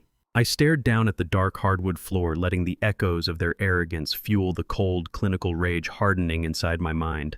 The time for playing the compliant, deteriorating victim was officially over. I refused to remain a silent prisoner in my own home while thieves celebrated my manufactured demise. I stood up from the wingback chair and walked purposefully across the room, leaving the heavy shuffle and the trembling hands completely behind. I opened the doors of my expansive cedar closet. Courtney and Aaron expected me to emerge eventually wearing one of the drab, oversized, moth-eaten sweaters they had forced upon me to complete the illusion of my cognitive decline. I bypassed those pathetic garments entirely. I reached deep into the back of the wardrobe and pulled out a heavy protective garment bag. I unzipped the canvas to reveal a bespoke midnight blue suit meticulously hand-tailored for me in Milan during my final years of international federal service.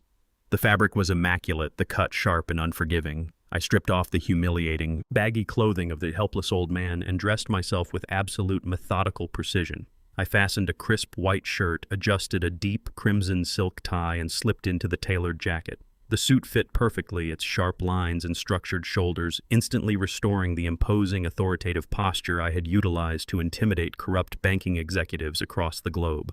I stood before the full-length mirror and inspected my reflection. The stooped vacant elder was completely gone. The man staring back was an apex predator, a seasoned federal auditor fully prepared to initiate a catastrophic legal strike. I checked my gold watch, a retirement gift recognizing 30 years of unblemished federal service, calculating the exact timing of the bank inspector's arrival. I adjusted my cuffs and walked toward the bedroom door, ready to descend the staircase and introduce my family to the devastating reality they had blindly created. I turned the brass knob of the heavy oak door and pulled it open, stepping out of the shadows and into the warm, ambient light of the second-floor landing. The cacophony of Courtney's victory gala washed over me, a tidal wave of clinking, crystal boastful laughter and the sweeping melodies of the hired string quartet. I walked to the edge of the grand mahogany staircase and paused, looking down at the sea of tailored tuxedos and designer gowns crowding my foyer. I placed my right hand on the polished banister and took my first step downward. The sharp, authoritative click of my leather dress shoes against the hardwood echoed above the music. I took another step, the measured, deliberate cadence cutting through the superficial chatter. A woman near the base of the stairs glanced up, her polite smile instantly freezing. She tapped the arm of the man beside her. The ripple effect was immediate and absolute. The loud, arrogant laughter faltered, breaking apart into confused murmurs before dying out completely. The string quartet, sensing the sudden, suffocating shift in the room's atmosphere, stumbled over their sheet music and ground to a halting, discordant stop. Hundreds of eyes turned upward, drawn by the undeniable gravity of my descent. They had been told to expect a tragic, deteriorating ghost of a man, a frail elder confined to the shadows of his own home. Instead, they watched a towering figure draped in bespoke midnight blue Milanese wool step into the light. I did not break my stride. I moved with the precise, unhurried rhythm of a man who owned the very ground beneath their feet. The silence in the grand foyer became absolute heavy with the sudden collective realization that the architect of this estate was very much alive. Courtney broke through the frozen crowd, her face draining of all its flushed, victorious color. The smug, curated mask of the successful corporate hostess shattered, instantly replaced by a visceral, poorly concealed panic. Her eyes darted wildly between the prominent real estate developers she had been courting and the imposing reality of my presence. She marched toward the base of the staircase, her expensive heels snapping against the marble in a frantic, desperate rhythm. She intercepted me just as my foot met the final step, positioning her body to block my path to the main floor. Her chest heaved and her jaw locked with absolute fury. She leaned in close, attempting to maintain the illusion of a private conversation, and hissed through clenched, perfectly whitened teeth. She ordered me to turn around and return to my bedroom immediately, her voice vibrating with a venomous, hushed threat. She demanded to know what I thought I was doing, frantically insisting that I was confused and unwell. I did not blink. I did not offer a single word of rebuttal or acknowledge her frantic whispering. I simply adjusted the cuff of my jacket and kept walking forward. As she stood rigidly in my way, I executed a smooth, calculated sidestep, bypassing her entirely as if she were nothing more than a localized draft of unpleasant air. The absolute lack of engagement was a psychological strike she was entirely unprepared to defend against. By treating her urgent hissing demands with total chilling invisibility, I stripped her of all authority in front of the exact people she was trying to impress. She spun around her mouth, opening in silent outrage, completely powerless to stop my momentum as I glided past her and waded directly into the stunned crowd. Aaron materialized from the center of the dining room, practically sprinting to salvage his wife's collapsing narrative. He forced a broad plastic smile onto his face, desperately projecting the image of a deeply compassionate, long-suffering son managing a tragic family burden. He stepped squarely into my path and reached out his hand, clamping firmly around my left elbow. He applied a sharp, aggressive pressure, attempting to physically steer me back toward the staircase. He raised his voice, pitching it loudly enough for the silent crowd to hear, adopting a sickeningly sweet, soothing tone. He told me that I had wandered out of bed, that my mind was playing tricks on me again, and that it was time for my medication. He squeezed my elbow harder, trying to enforce his physical dominance. I stopped completely. I turned my head slowly and locked my eyes directly onto his. I dropped the vacant, docile stare I had weaponized all week and pinned him with a look of pure, concentrated ruthlessness. It was the exact unflinching glare I had utilized for decades while sitting at the head of long conference tables, commanding federal task forces and systematically breaking the wills of defiant corporate embezzlers. I did not pull my arm away. I simply stared at him with such intense authoritative gravity that his nervous system betrayed him. Aaron's plastic smile faltered. The color drained from his face. His fingers weakened, releasing my sleeve as he took an involuntary, staggering step backward. A palpable shockwave rippled through the assembled guests. The wealthy socialites and sharp real estate developers instantly recognized the shift in power. They realized they were not looking at a fragile, deteriorating patient. They were standing in the presence of a man who commanded absolute, terrifying authority. I smoothed the pristine fabric of my sleeve, where Aaron's trembling fingers had briefly rested, and continued my march directly into the exact center of the grand ballroom. The crowd parted instinctively, stepping back to clear my path, their eyes tracking my every movement with absolute terrified fascination.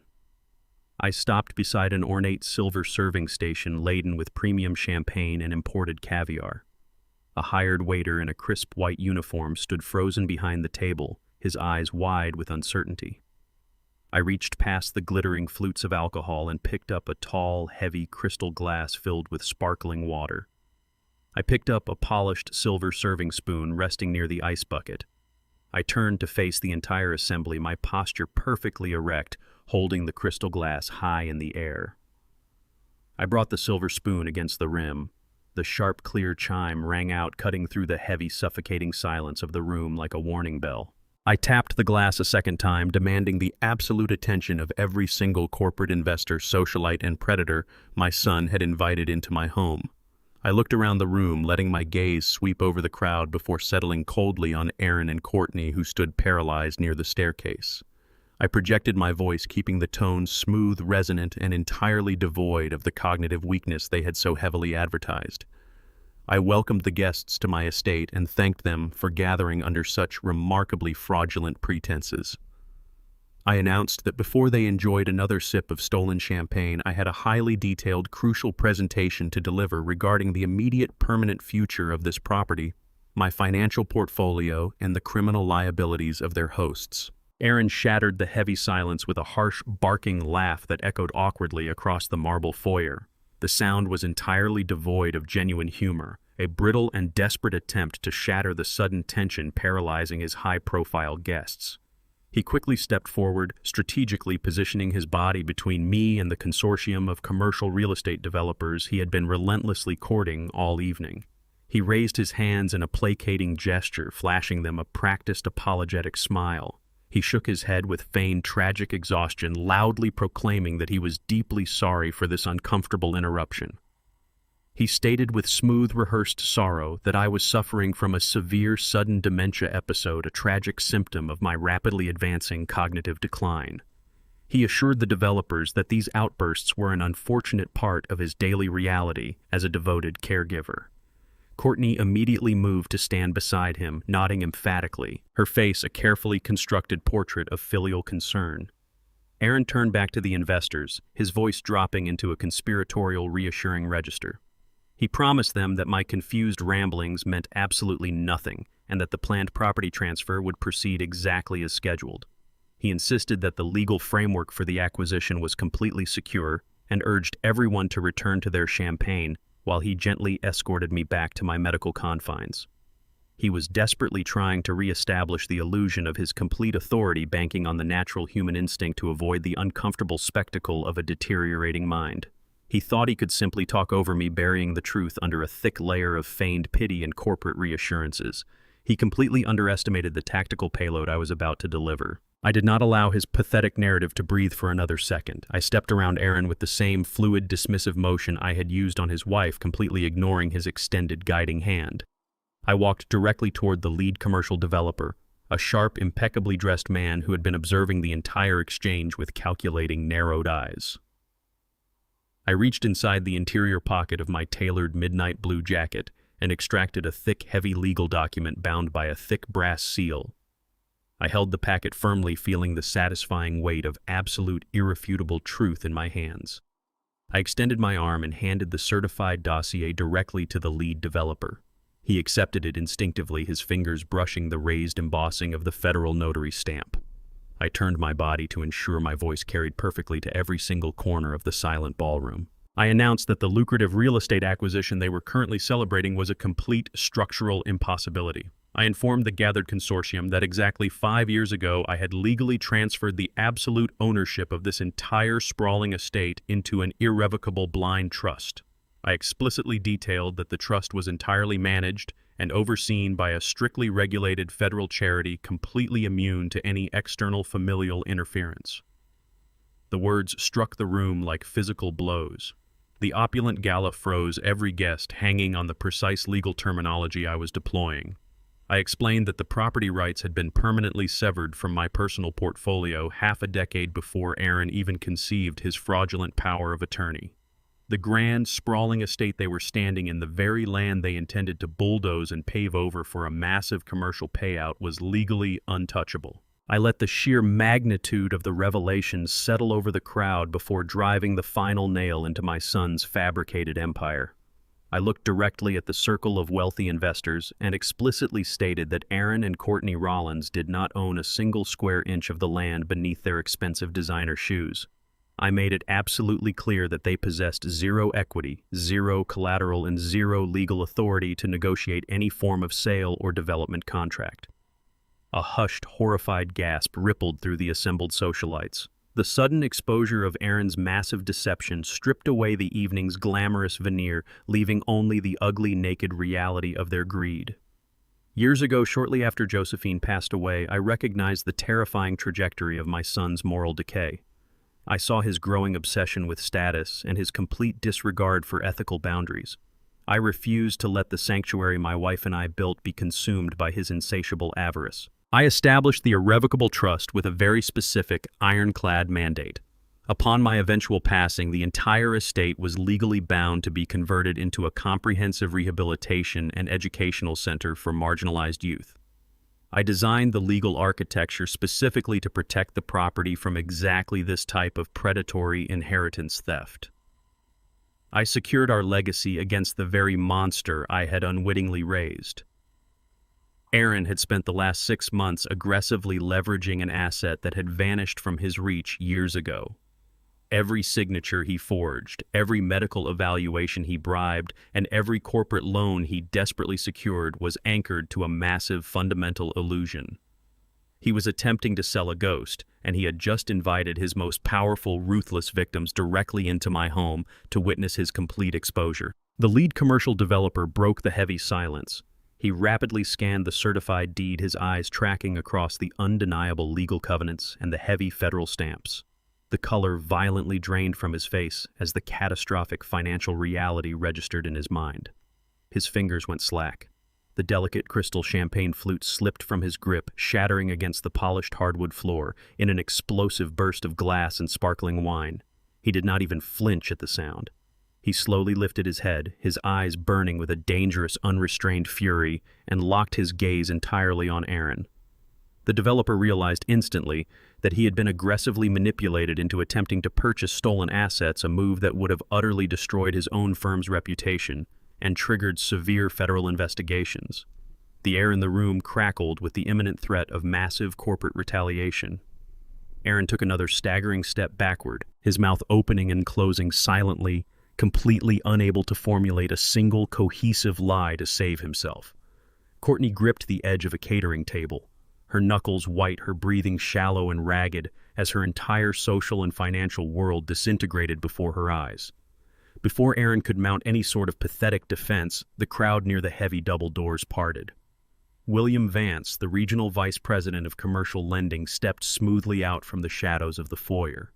He was flanked by two stern, unsmiling men in dark suits who carried the distinct, unmistakable posture of federal investigators. William buttoned his jacket and stared coldly at my son, holding a thick file containing the perfectly documented wire fraud evidence they had just officially authorized. The trap I had meticulously built was now entirely inescapably closed. Courtney's perfectly manicured composure fractured into a million jagged pieces. The air in her lungs seemed to vanish, triggering a violent, audible hyperventilation that echoed sharply across the suddenly quiet ballroom. Her hands tore at the expensive silk of her designer gown as she staggered forward, completely abandoning the sophisticated corporate persona she had so painstakingly curated for the evening. She pointed a trembling diamond-clad finger directly at my chest and shrieked that I was a pathological liar. Her voice lost all its cultivated smoothness, cracking into a desperate, high-pitched wail that caused her elite guests to flinch backward in genuine alarm. She frantically addressed the paralyzed commercial developers, insisting that my claims of a blind trust were the deranged fabrications of a rapidly deteriorating mind.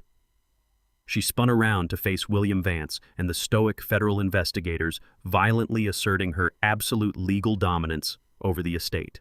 She screamed that she possessed a fully executed state-certified power of attorney. She claimed this document granted her unrestricted unilateral authority to liquidate, leverage, or sell every single asset attached to my name. Courtney was drowning in the immediate reality of her exposure, aggressively doubling down on the exact lie that had triggered the trap. She demanded that the catering staff remove me from the room, acting as if sheer volume and arrogance could rewrite federal property law. She refused to look at the certified deed resting on the shattered glass at the developer's feet, choosing instead to anchor her entire survival to a piece of fraudulent paperwork. Her frantic screams only cemented her guilt, broadcasting her absolute intent to defraud the institution in front of the very federal authorities who were currently standing in her foyer. I did not raise my voice to match her hysterical shrieking. I reached back into the breast pocket of my suit and withdrew a crisp, high-resolution photocopy of the exact power of attorney Courtney was so desperately clinging to. I stepped past her flailing arms and handed the document directly to William Vance. I instructed the regional vice president to closely examine the bottom of the second page, deliberately projecting my voice so every investor and federal agent in the room could hear my precise analysis. I pointed out the glaring, amateurish errors they had committed in their blind rush to steal my wealth. They had completely misspelled my legal middle name, substituting a generic placeholder that had never appeared on any of my federal tax returns or military records. Furthermore, the signature format was entirely invalid, executed with a digital stamp rather than the mandatory, physically witnessed ink signature required for transferring a multi-million-dollar estate in this jurisdiction. I turned to face the horrified crowd of real estate developers, explicitly detailing the legal gravity of what they had almost participated in. I stated that submitting this specific forged document to a federally insured financial institution to secure a $3 million commercial loan constituted textbook first-degree federal wire fraud. Courtney had willfully transmitted a fabricated legal instrument across state banking lines. William Vance nodded grimly, handing the fraudulent photocopy to the lead federal investigator standing at his right shoulder. The investigator immediately placed the paper into a clear evidence bag, confirming the transaction. The heavy reality of the federal penal code settled over the ballroom.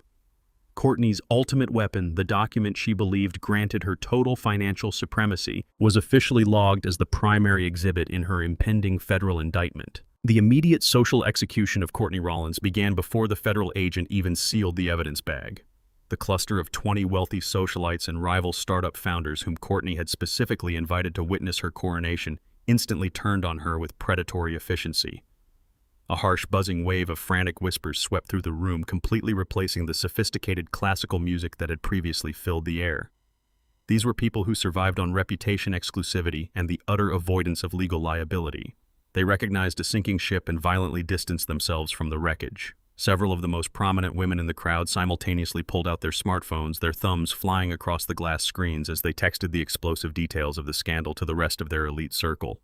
They were actively broadcasting Courtney's absolute ruin in real time, her carefully built image of a brilliant, self-made tech entrepreneur and flawless hostess burned to ash in a matter of seconds. The very guests she had sought to impress were now looking at her with undisguised disgust and morbid fascination. They saw her not as a visionary CEO, but as a desperate, pathetic fraudster caught actively attempting to steal her father-in-law's home. The social capital she had ruthlessly clawed her way into was permanently revoked. She was instantly blacklisted, her name actively transforming into a toxic liability within their exclusive networks. Courtney stared at the glowing screens of their phones, her manic energy rapidly draining as she realized the true extent of her destruction. The federal charges would eventually strip her of her freedom, but the cold, calculating rejection by her peers had just annihilated her entire identity. She was entirely alone, standing in the ruins of her own vanity. Aaron remained completely paralyzed near the base of the grand staircase, watching his wife's social and legal obliteration with a look of pure, unadulterated terror. The arrogant, entitled posture he had maintained for years evaporated entirely. The color drained from his face, leaving his skin a sickly, translucent white. He was looking at the federal investigators, the shattered champagne glass, and the hostile crowd finally comprehending that his lifelong immunity to consequence had expired. He swallowed hard, his throat visibly bobbing, and took a hesitant, trembling step toward me. He raised his hands in a weak, defensive posture, completely abandoning the forceful dominance he had attempted to exert just minutes prior. He leaned in, his voice cracking into a desperate, pathetic whisper meant only for my ears. He begged me to call off the bank executives, pleading for me to stop destroying his life and his marriage. He shamelessly invoked our blood relation, insisting that we could handle this quietly as a family without involving the federal authorities. He was essentially asking me to absorb the impact of his massive criminal fraud, just as I had absorbed the financial burdens of his youth. He wanted me to shield him from the prison sentence he had explicitly earned. I looked at the man who had actively orchestrated my permanent commitment to a decaying psychiatric ward. I felt absolutely no pity, no lingering parental obligation to rescue a predator from a snare he had baited himself. I did not offer him a single syllable of comfort or reassurance. Instead, I maintained my cold, unrelenting stare, reaching my right hand slowly back into the interior pocket of my bespoke suit to retrieve the final, most devastating piece of evidence I had prepared for this exact moment. I slid my right hand into the interior breast pocket of my midnight blue jacket, moving with the same deliberate, unhurried cadence that had paralyzed corrupt executives for decades. Aaron's pathetic, whispered plea hung in the stale air between us, a desperate request for paternal mercy from a man who had shown me absolutely none. I did not soften my gaze. I withdrew a thick, tri-folded document printed on heavy parchment. I raised it high above my head, holding it steady under the blazing light of the crystal chandeliers. The stark crimson seal of the city's most prestigious and highly rated independent medical laboratory caught the light gleaming like a physical brand of their guilt. The restless murmurs of the fleeing socialites and the sharp, angry muttering of the defrauded commercial developers ceased entirely. The entire ballroom held its collective breath. The sheer, undeniable gravity of the document anchored every eye in the room directly to my hand. The federal investigators flanking the bank vice president shifted their stances, instantly recognizing the format of a certified forensic dossier. Aaron stumbled backward, his knees finally buckling under the crushing weight of his impending ruin. He realized in a fraction of a second that the federal wire fraud was only the opening skirmish. I was not simply protecting my estate or exposing his fraudulent loan applications. I was preparing to dismantle the very core of their criminal conspiracy. The silence in the grand foyer became absolute, a heavy, suffocating vacuum waiting for the final catastrophic strike. I lowered the document to eye level and flipped it open, breaking the wax seal with a sharp, resonant crack that echoed off the marble floor like a gunshot. The ultimate death blow was officially armed and ready to be delivered. I locked my eyes onto Courtney, who was now clutching the edge of a catering table to keep her trembling legs from giving out. I began reading the clinical text aloud, projecting my voice to ensure the federal agents and the stunned guests absorbed every single syllable. I named the exact, highly restricted chemical compound the laboratory had isolated in my bloodstream. I pronounced the complex pharmaceutical name with sharp, deliberate clarity. I explained to the horrified crowd that this was not blood pressure medication, nor was it a routine dietary supplement. It was a massive concentrated dose of an antipsychotic sedative exclusively utilized in severe psychiatric wards to chemically restrain violent, uncontrollable patients. A collective gasp ripped through the ballroom as the absolute depravity of their scheme was laid bare. I stated the undeniable, scientifically proven reality. My son and my daughter-in-law had been systematically and intentionally poisoning my daily medication. They had meticulously calculated the dosages, dripping the chemical into my meals and my pill organizers to deliberately induce severe cognitive failure. They were intentionally simulating the advanced debilitating symptoms of aggressive dementia. Their endgame was never just to seize my assets through a fabricated power of attorney. They actively sought to destroy my mind, trapping me inside a chemically induced nightmare so I could never fight back or articulate their crimes to the authorities. The socialites who had previously applauded Courtney's vanity now stared at her with pure, unadulterated revulsion. The lead commercial developer backed away from Aaron in complete disgust, wiping his hands on his trousers as if he had just touched a corpse. I held the certified toxicology report forward, presenting the unassailable scientific proof of their sustained, malicious campaign of physical and psychological torture. Aaron opened his mouth, desperately gasping for air, but his vocal cords completely failed him. I did not give him a fraction of a second to formulate a single pathetic excuse. I lowered the toxicology report and delivered the next sequence of evidence with the same clinical, merciless precision I had utilized to dismantle international financial cartels during my 30-year tenure with the Internal Revenue Service. My voice remained an absolute flatline, entirely stripped of any paternal sorrow or emotional tremor. I informed the paralyzed audience that I had not spent the week wandering aimlessly through a fog of dementia. I had spent it gathering comprehensive surveillance. I revealed that I possessed continuous high-definition video and audio recordings of Aaron's clandestine morning excursion. I detailed his exact movements through the decaying bleach-stained corridors of the Shady Pines Care Facility. I explicitly described the moment he handed a thick white envelope packed with untraceable cash directly to the facility director. It was a blatant, highly illegal bribe designed to bypass the state's mandatory medical vetting process and secure my permanent involuntary imprisonment by Friday morning. I outlined the exact timeline of their conspiracy, exposing the architecture of their greed block by block. I treated them not as my flesh and blood, but as hostile targets in a sprawling federal racketeering investigation. Decades of meticulously auditing illicit shell companies and breaking hardened tax evaders had conditioned me to remain perfectly detached while executing a final takedown. I did not view Aaron and Courtney as family members who had lost their way. They were simply a pair of arrogant, sloppy criminals who had fundamentally misunderstood the capability of their target. The facts were now laid bare on the marble floor, completely undeniable and utterly devastating. Courtney let out a raw, guttural sob, collapsing onto the hardwood floor in a tangled heap of expensive designer silk and shattered illusions. She buried her face in her hands, her flawless reputation and stolen empire completely incinerated. Aaron stared at me with wide, hollow eyes, his mind frantically scrambling to find an exit strategy that simply did not exist.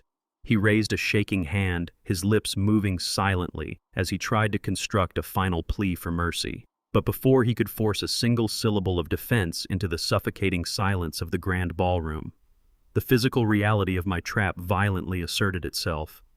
The massive floor-to-ceiling bay windows of the estate suddenly erupted in a blinding, chaotic storm of flashing light. Searing streaks of aggressive red and bright blue strobe lights ripped through the sheer curtains, illuminating the terrified faces of the trapped socialites and the cornered fraudsters. The heavy, unmistakable screech of thick rubber tires violently tearing across the crushed gravel driveway echoed like thunder through the foyer. I watched Aaron's chest stop moving entirely as the sound of multiple heavy vehicle doors slamming shut shattered the night air. 4 separate county police cruisers operating in direct coordination with the federal investigators already inside my home had violently breached the main gates. They executed a flawless tactical perimeter, completely blocking all available exits from the property. The heavy stomp of combat boots hitting the front portico signaled the absolute end of the line. The bank vice president stepped back, clearing a direct path to my treacherous son. The snare had not just closed around them, it had completely crushed them. The authorities were here, and my quiet, unyielding vengeance was finally complete. The undeniable blare of police sirens shattered the last remaining fragments of Courtney's manufactured reality. The heavy, rhythmic pounding of tactical boots marching across the front portico sent a visible, violent shockwave through her entire body. Her carefully constructed facade of an elite, untouchable corporate socialite disintegrated in a fraction of a second, leaving behind only the raw, frantic instinct of a cornered animal. She let out a sharp, breathless gasp and physically recoiled from the massive bay windows illuminating her ruin. Her fingers lost their grip entirely. The expensive designer clutch purse she was holding dropped to the floor, spilling a cascade of gold-plated cosmetics and forged bank receipts across the polished mahogany wood. She did not even glance down at the scattered evidence of her unmitigated greed. Blind panic completely overrode any remaining shred of rational thought. She spun around on her high heels and sprinted desperately toward the swinging doors of the estate's expansive commercial kitchen, her tailored silk gown tearing audibly as it caught on the sharp edge of a silver catering cart. She firmly believed the rear servant's exit offered a viable path into the dense tree line backing the property, a foolish illusion of escape. She hit the swinging doors with both hands, throwing them wide open in her frantic bid for freedom. Her escape lasted less than 2 seconds. As the heavy wooden doors swung inward, 2 broad-shouldered plainclothes detectives stepped smoothly out from the dimly lit hallway. They moved in perfect synchronized coordination, blocking the narrow corridor entirely. They did not shout or draw their weapons. They simply crossed their arms and stared at her with the cold, immovable patience of predators who had successfully driven their prey into a dead end. Courtney slammed to a halt, her chest heaving violently, trapped perfectly inside the dining room she had intended to use for her triumphant victory gala. The uniformed officers and federal agents flooded into the grand foyer, their imposing presence completely overwhelming the lavish, catering-filled space. The lead federal investigator stepped past the frozen crowd of horrified socialites and walked directly toward my son. Aaron remained entirely paralyzed, his eyes locked onto the floor as the absolute certainty of federal prison crushed the last remnants of his arrogance. 2 heavy-set detectives moved methodically to his sides. They did not offer gentle instructions or polite requests. They grabbed Aaron's arms with harsh practiced efficiency and forced his wrists sharply behind his back. The sharp metallic ratcheting of steel handcuffs locking securely into place echoed with brutal clarity across the silent room.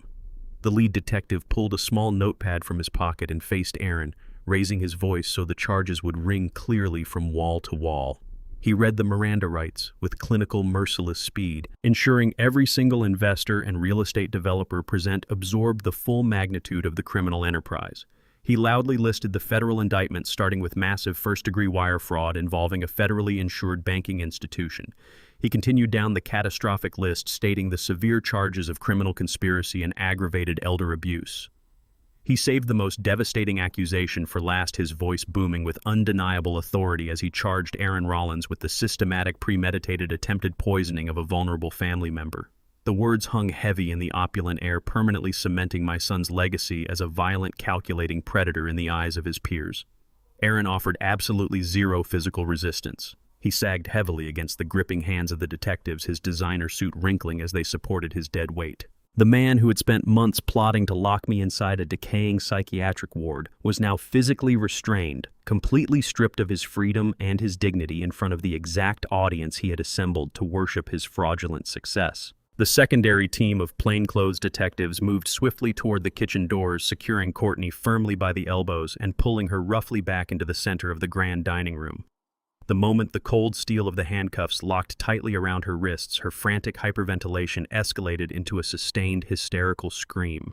The reality of her immediate incarceration completely fractured her mind. She twisted violently against the uncompromising grip of the arresting officers, her expensive heels slipping desperately against the polished hardwood. She turned her head and locked her manic, tear-streaked eyes directly onto Aaron. The fragile, superficial alliance they had built entirely on shared greed and mutual deception collapsed instantly under the crushing pressure of federal prosecution. She viciously turned on him, her voice a shrill, piercing weapon designed to deflect all legal accountability. She screamed that the entire fraudulent operation was exclusively his idea, a deranged plot she had actively tried to stop. She shrieked that she was merely a naive, innocent bystander following the manipulative instructions of a deeply disturbed son who hated his own father. She weaponized every intimate detail of their marriage, loudly offering to testify against him in federal court if the investigators would simply release her from the handcuffs. She threw her husband to the legal wolves without a single microsecond of hesitation. Aaron did not look up to meet her frantic, hateful glare. He did not attempt to defend himself against her vicious barrage of accusations or formulate a counterattack to save his own skin. He simply stood there, flanked by the broad-shouldered detectives, staring blankly at a shattered champagne flute resting on the floorboards. The aggressive, entitled corporate shark had been utterly eviscerated. His spirit was completely broken, leaving behind a hollow, empty shell of a man who finally understood that his relentless pursuit of unearned wealth had cost him his absolute ruin. The detectives, maintaining their firm grip on Aaron and Courtney, physically turned them toward the heavy mahogany front doors. I stood near the ornate serving station, my posture perfectly rigid inside my tailored suit, watching the authorities forcefully march my son out of the estate. The flashing red and blue strobe lights, reflecting off the foyer walls, cast long dancing shadows across Aaron's defeated, slumped shoulders as he crossed the threshold for the final time. Watching the heavy police cruiser doors slam shut behind him triggered a profound, aching sorrow deep within my chest. I mourned the innocent, bright-eyed boy he had once been before the corrosive rot of absolute greed had completely consumed his soul. I grieved for the father-son relationship that had been permanently destroyed the moment he decided my life was merely a financial obstacle to be liquidated. But as the engines roared to life and the convoy of federal vehicles sped away down the dark suburban road, I felt absolutely zero regret for my actions. I had surgically neutralized a dangerous, coordinated threat to my life and my legacy. My conscience was clear and my sanctuary was finally secure. The lead commercial real estate developer, who had been completely paralyzed near the center of the room, slowly approached me. He kept his eyes lowered, visibly shaking as he processed how close he had come to participating in a massive federal crime. He stopped a respectful distance away and offered a terrified, stammering apology for his intrusion. He swore he had no knowledge of the fraudulent scheme and promised his firm would completely sever all ties with Aaron's defunct enterprise. I offered him a single curt nod of dismissal. He turned on his heel and practically sprinted out the front door, leading the panicked, immediate exodus of the remaining socialites. The mass exodus was instantaneous and entirely devoid of the polished, aristocratic grace the socialites usually affected. The remaining developers, elite tech founders, and carefully curated guests practically trampled each other to escape the gravitational pull of federal indictments and massive public scandal. Outside, valets scrambled frantically in the crushed gravel driveway, tires squealed violently against the asphalt, and the sharp, rapid snaps of expensive heels echoed in a desperate, undignified retreat. I did not move a single muscle to see them out or offer farewells. I stood perfectly still near the absolute center of the grand ballroom, my hands resting calmly at my sides, watching the chaotic evacuation dissolve into the cool, dark night air. The heavy oak double doors at the front of the estate finally swung shut, the thick brass latch clicking into place with a definitive resonant thud. The chaotic, suffocating noise of Courtney's fraudulent victory gala vanished instantly. The sweeping, expensive melodies of the hired string quartet, the arrogant corporate laughter, and the hysterical, pathetic shrieks of my treacherous daughter-in-law were completely erased from existence. The grand estate fell completely, beautifully silent. It was a thick, restorative quiet that immediately began to heal the deep psychological wounds inflicted upon these walls over the past few weeks. I breathed in the deep stillness, feeling the absolute weight of the evening settle back into the polished marble floors and rich mahogany paneling. I was entirely alone in the massive room, surrounded by abandoned champagne flutes, overturned velvet chairs, and the lingering metallic scent of expensive panicked sweat. The oppressive atmosphere of manipulation had been forcibly extracted from my home. The air felt clean, sharp, and undeniably mine. I smoothed the lapels of my custom Milanese wool suit, looking around the empty space, savoring the absolute victory of reclaiming the sanctuary Josephine and I had built. I unbuttoned my midnight blue jacket, slipping it off my shoulders and draping it neatly over the back of a nearby dining chair. It was time to systematically strip away the superficial toxic infection that had temporarily compromised the integrity of my home. I walked methodically through the ground floor, navigating the remnants of the aborted celebration with purposeful, heavy strides. My first objective was the atrocious lighting. Courtney had hired a boutique, overpriced firm to install obnoxious, glaring uplights and harsh clinical spotlights designed to make the historic architecture look like a sterile modern art gallery. I located the auxiliary control panels in the hallway and systematically killed every single hijacked circuit. The blinding artificial glare died instantly, allowing the warm, ambient, familiar glow of the original brass fixtures to reclaim their rightful place in the corridors. I then moved directly into the formal dining room, where Courtney had overseen the arrangement of several massive, gaudy floral centerpieces. They were towering, unbalanced monstrosities of dyed orchids, fake silver branches, and cheap crystal beads completely devoid of class or subtlety. I did not bother calling for a professional cleanup crew to handle the mess. I approached the long mahogany table, grabbed the closest oversized glass vase by its gilded neck, and carried it directly to the heavy-duty trash bins in the catering kitchen. I repeated the arduous process multiple times, aggressively stripping away every single piece of ostentatious decor she had forcefully injected into my personal living space. The crystal beads clattered against the bottom of the plastic bins, providing a highly satisfying, destructive soundtrack to the physical purging of her vanity. By the time I finished, the dining room had returned to its classic, understated elegance. The visual clutter was permanently gone. I wiped my hands on a crisp linen napkin, feeling a profound sense of satisfaction as the last visual remnants of my son's fraudulent empire were unceremoniously buried in the garbage. I retrieved my mobile phone from my trouser pocket and walked slowly back into the quiet, echoing foyer, dialing a number I had memorized years ago. The line rang twice before a hesitant, incredibly anxious voice answered. It was Maria, the estate's longtime dedicated housekeeper, and the only person in this massive house who had remained entirely immune to Aaron's relentless intimidation tactics. She had been forcefully pushed out on unpaid leave when Courtney decided her loyal presence was an active threat to their hostile criminal takeover. I did not greet her with meaningless small talk or vague, hollow reassurances. I kept my voice steady, injecting it with a genuine warmth I rarely displayed to the outside world. I informed her with absolute, uncompromising clarity that the parasitic infection had been permanently removed from the property. I explicitly told her that Aaron and Courtney were currently sitting in federal holding cells and would never set foot inside the iron gates of this estate again.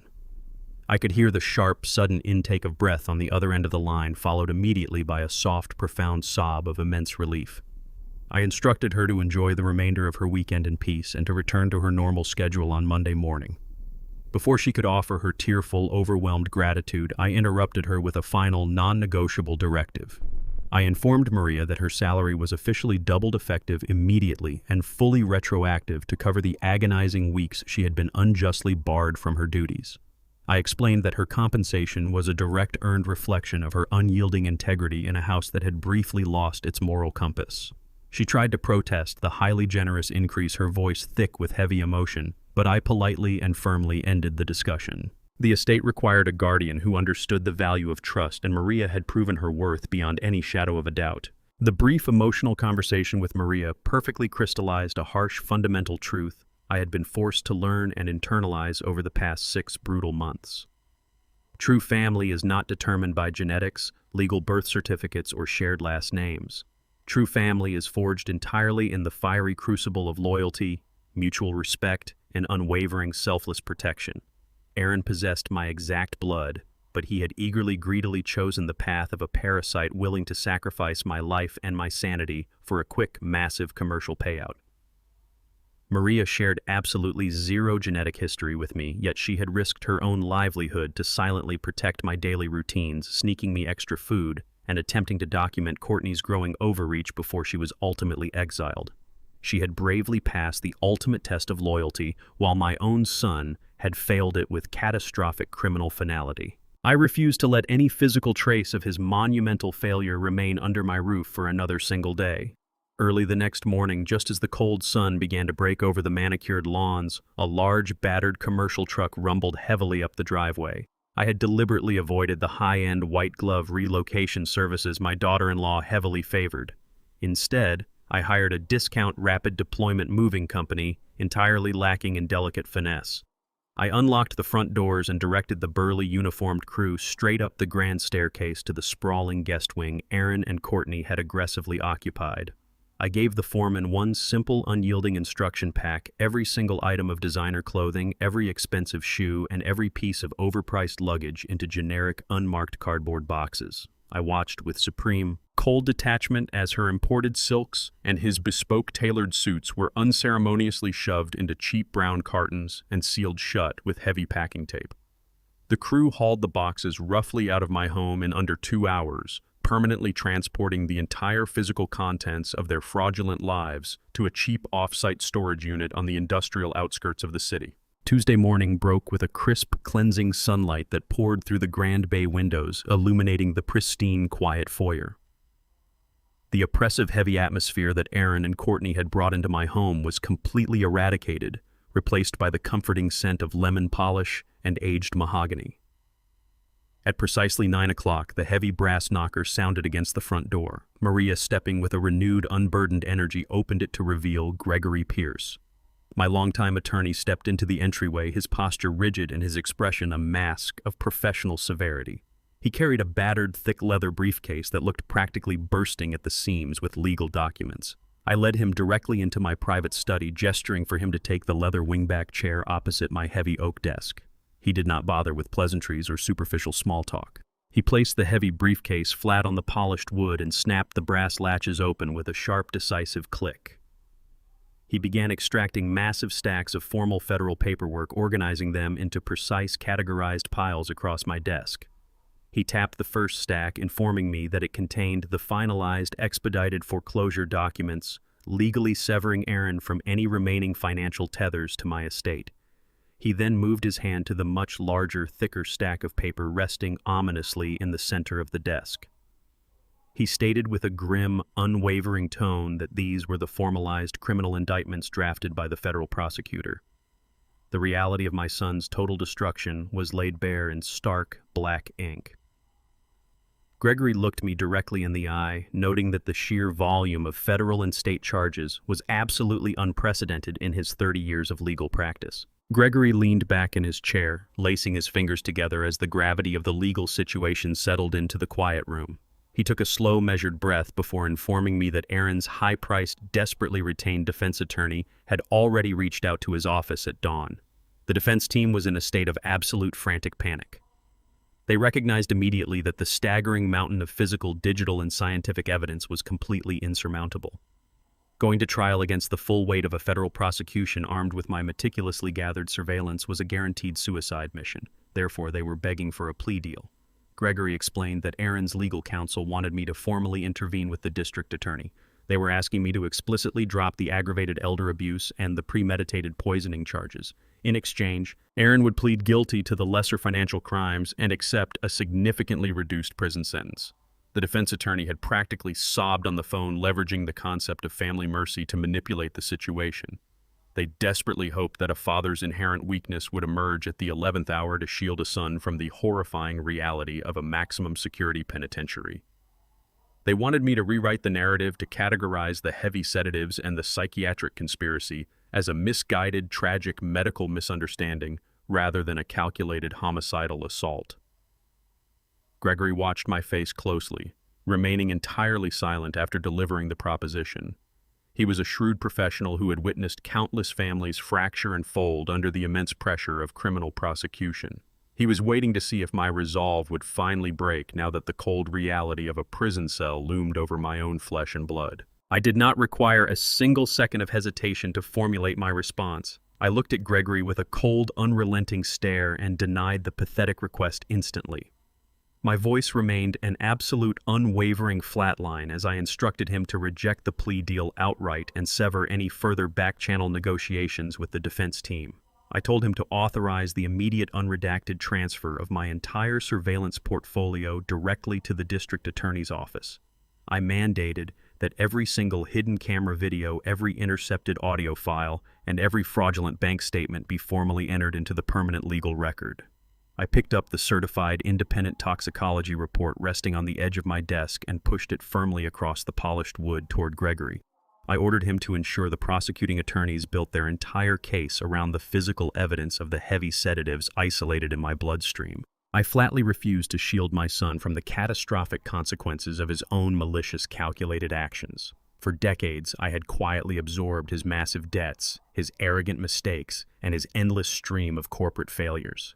My protection had only bred a monstrous, insatiable entitlement. Aaron had meticulously plotted to strip me of my wealth, my home, and my cognitive function. He had intentionally chosen the path of a predator, and I was not going to retroactively transform him into a victim. I made it absolutely clear to my attorney that Aaron would face the full, unmitigated wrath of the federal penal code without a single ounce of paternal intervention. The time for parental mercy had completely evaporated the exact moment my son decided to systematically poison me in my own home. Gregory nodded sharply, gathering the thick stacks of indictments and securing them back inside his battered leather briefcase. He understood my uncompromising stance perfectly. I had spent my entire 30-year career as a senior auditor and investigator for the Internal Revenue Service. My life was defined by the relentless, methodical pursuit of accountability. I had systematically dismantled sprawling financial cartels, breaking hardened tax evaders, and arrogant corporate embezzlers who believed their extreme wealth placed them completely above the law. I had dedicated my existence to ensuring that white-collar criminals faced the exact brutal consequences of their actions. I was certainly not going to compromise my life's rigid moral code for a son who had actively tried to discard me like obsolete machinery. The law applied equally to everyone, regardless of shared genetics or familial obligations. As Gregory snapped the brass latches closed, his expression darkened, shifting from professional resolve to grim apprehension.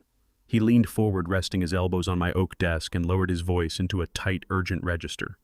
He warned me that neutralizing Aaron was only half the battle. Courtney's sudden arrest had triggered a massive unseen shockwave through the upper echelons of the city's elite. Her family possessed immense, deeply entrenched political and financial power, and they were not going to simply allow their daughter to rot in a federal cell.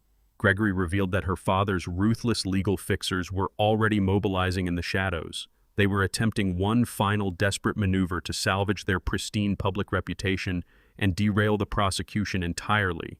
They were preparing a massive, highly illegal strike designed to completely invalidate my testimony before a judge could even hear it. Gregory's grim warning materialized before the sun even reached its peak the following afternoon. I stood by the grand bay windows of my study, observing the heavy iron gates of the estate slowly part.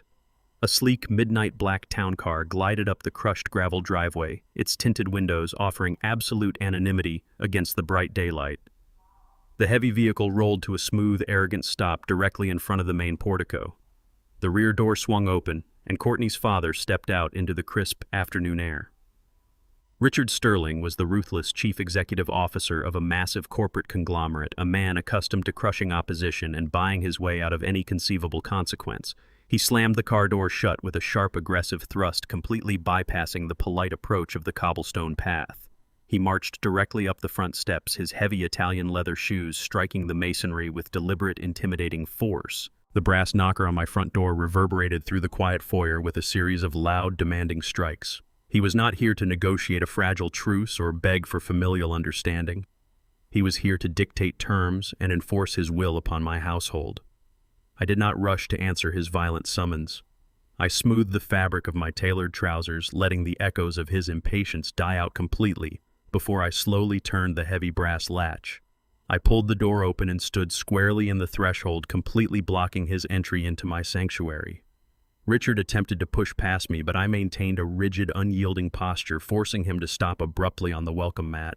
His face was flushed with poorly concealed rage, his eyes scanning my calm demeanor with absolute contempt. He demanded to step inside immediately, asserting that we had highly sensitive, immensely lucrative business to conclude. I stepped aside in total silence, allowing the furious executive to cross the threshold into the grand living room. Richard did not wait for an invitation to sit.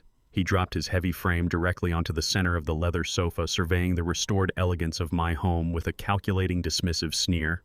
He did not offer a single word of apology for his daughter's horrific actions, or acknowledge the brutal reality that she had actively conspired to terminate my life.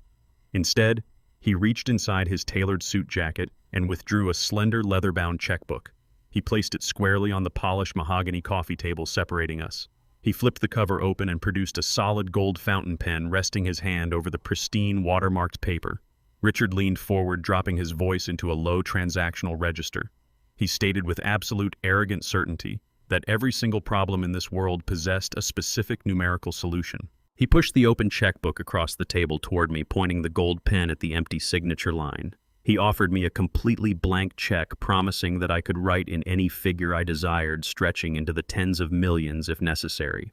The sole condition of this massive financial transaction was my immediate total compliance. He demanded that I formally retract my statements to the federal investigators and completely erase the attempted poisoning charges against Courtney.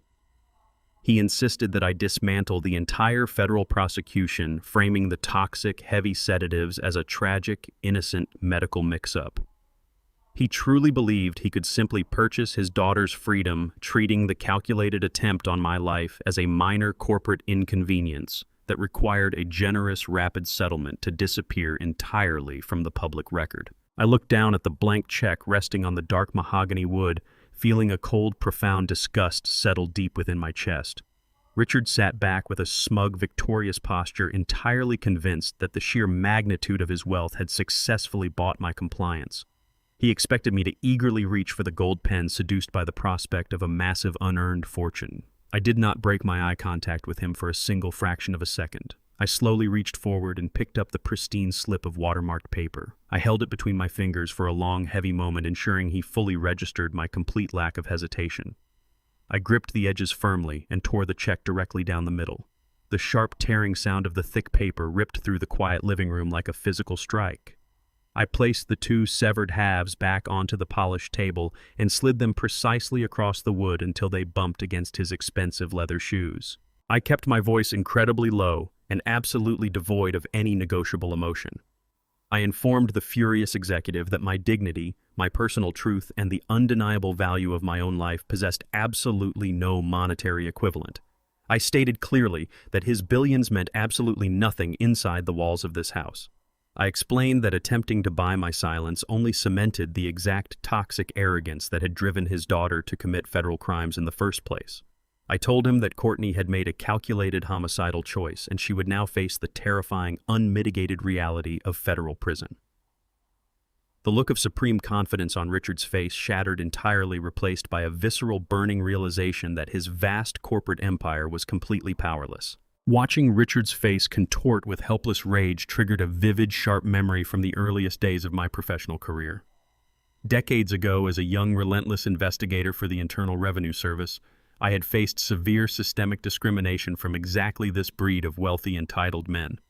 I had sat across countless mahogany tables from powerful executives who genuinely believed their massive fortunes erased all legal and moral consequences.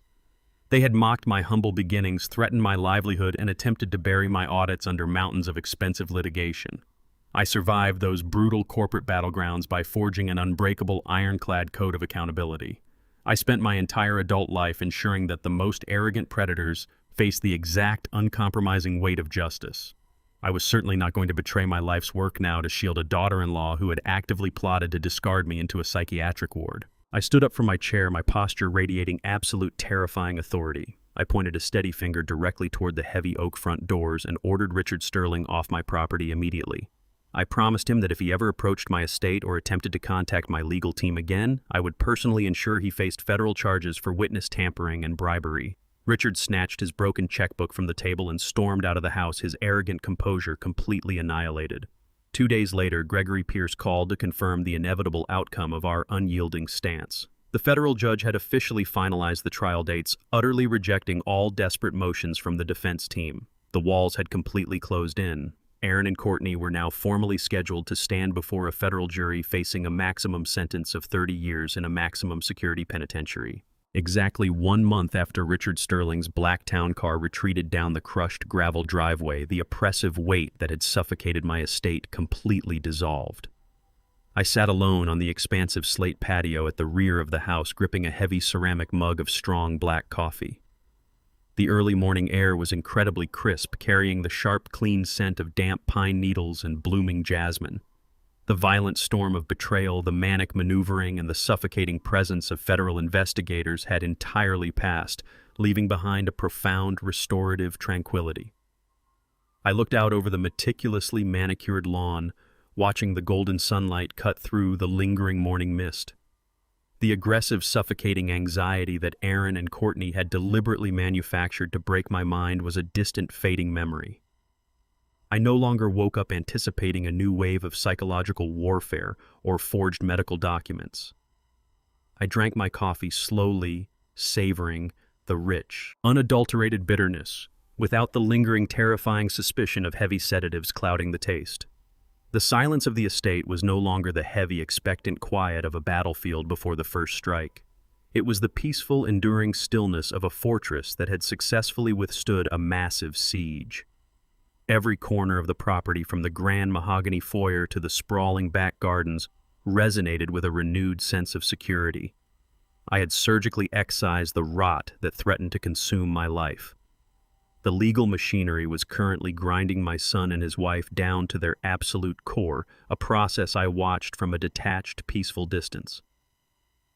I leaned back into the comfortable cushions of the patio chair, exhaling a long, deep breath into the cool morning air, relishing the undisputed victory of my survival. The quiet rhythm of the morning was gently interrupted by the soft, familiar sound of the sliding glass door opening behind me. Maria stepped onto the slate patio, balancing a silver serving tray with practiced, effortless grace.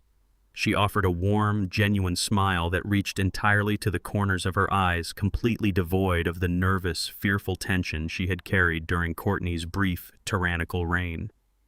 She set the tray down gently on the wrought iron table, presenting a plate of my favorite breakfast, perfectly poached eggs, crisp toast, and a side of fresh sliced fruit. I thanked her, noting the vibrant, unburdened energy radiating from her movements. The house felt fundamentally alive again, functioning in perfect harmony with the people who actually respected its walls. Maria had taken immense pride in aggressively purging the last lingering traces of Aaron and Courtney's occupation. She had scrubbed the guest wing with industrial cleaner, opened every single window to flush out the stale, toxic air they had left behind, and polished the mahogany floors until they reflected the sunlight. The oppressive, suffocating hierarchy Courtney had brutally enforced over the household staff was permanently dismantled. Maria was no longer a targeted subordinate navigating a psychological minefield.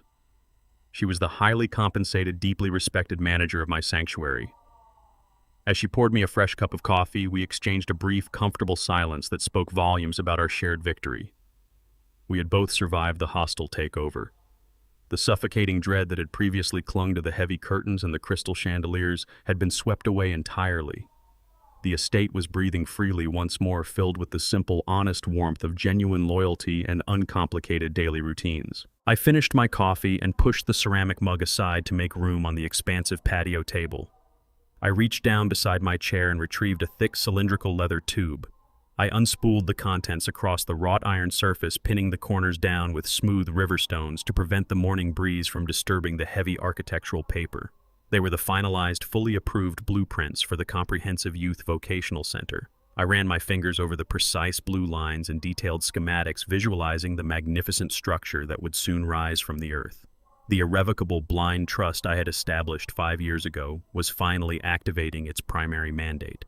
The sprawling, undeveloped back acres of the property, the exact parcel of land Aaron had fraudulently attempted to sell to commercial developers, was now officially zoned for the new facility. Construction was fully funded and permanently scheduled to break ground on the first day of next spring.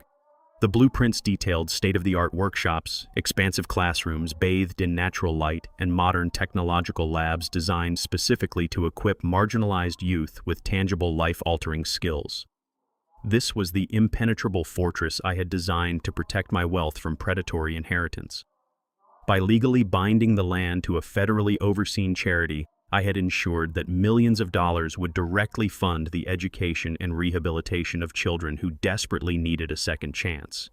Aaron had viewed this estate as a massive, liquid asset to fund his arrogant lifestyle and erase his catastrophic debts. I viewed it as an engine for generational change. Examining the blueprints, I felt a deep, resonant validation.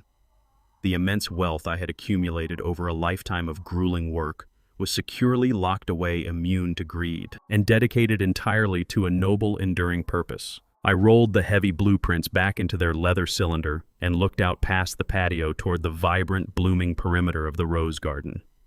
Decades ago, when Josephine and I first purchased this sprawling plot of land, it was nothing more than an overgrown, neglected field. We spent countless weekends working side by side, pulling weeds and planting the very first saplings with our own blistered hands. We built this sanctuary brick by brick, imagining a safe, enduring haven where our family could thrive in peace. Josephine always insisted that our ultimate legacy would not be defined by the balance in our bank accounts, but by the tangible good we left behind in the world.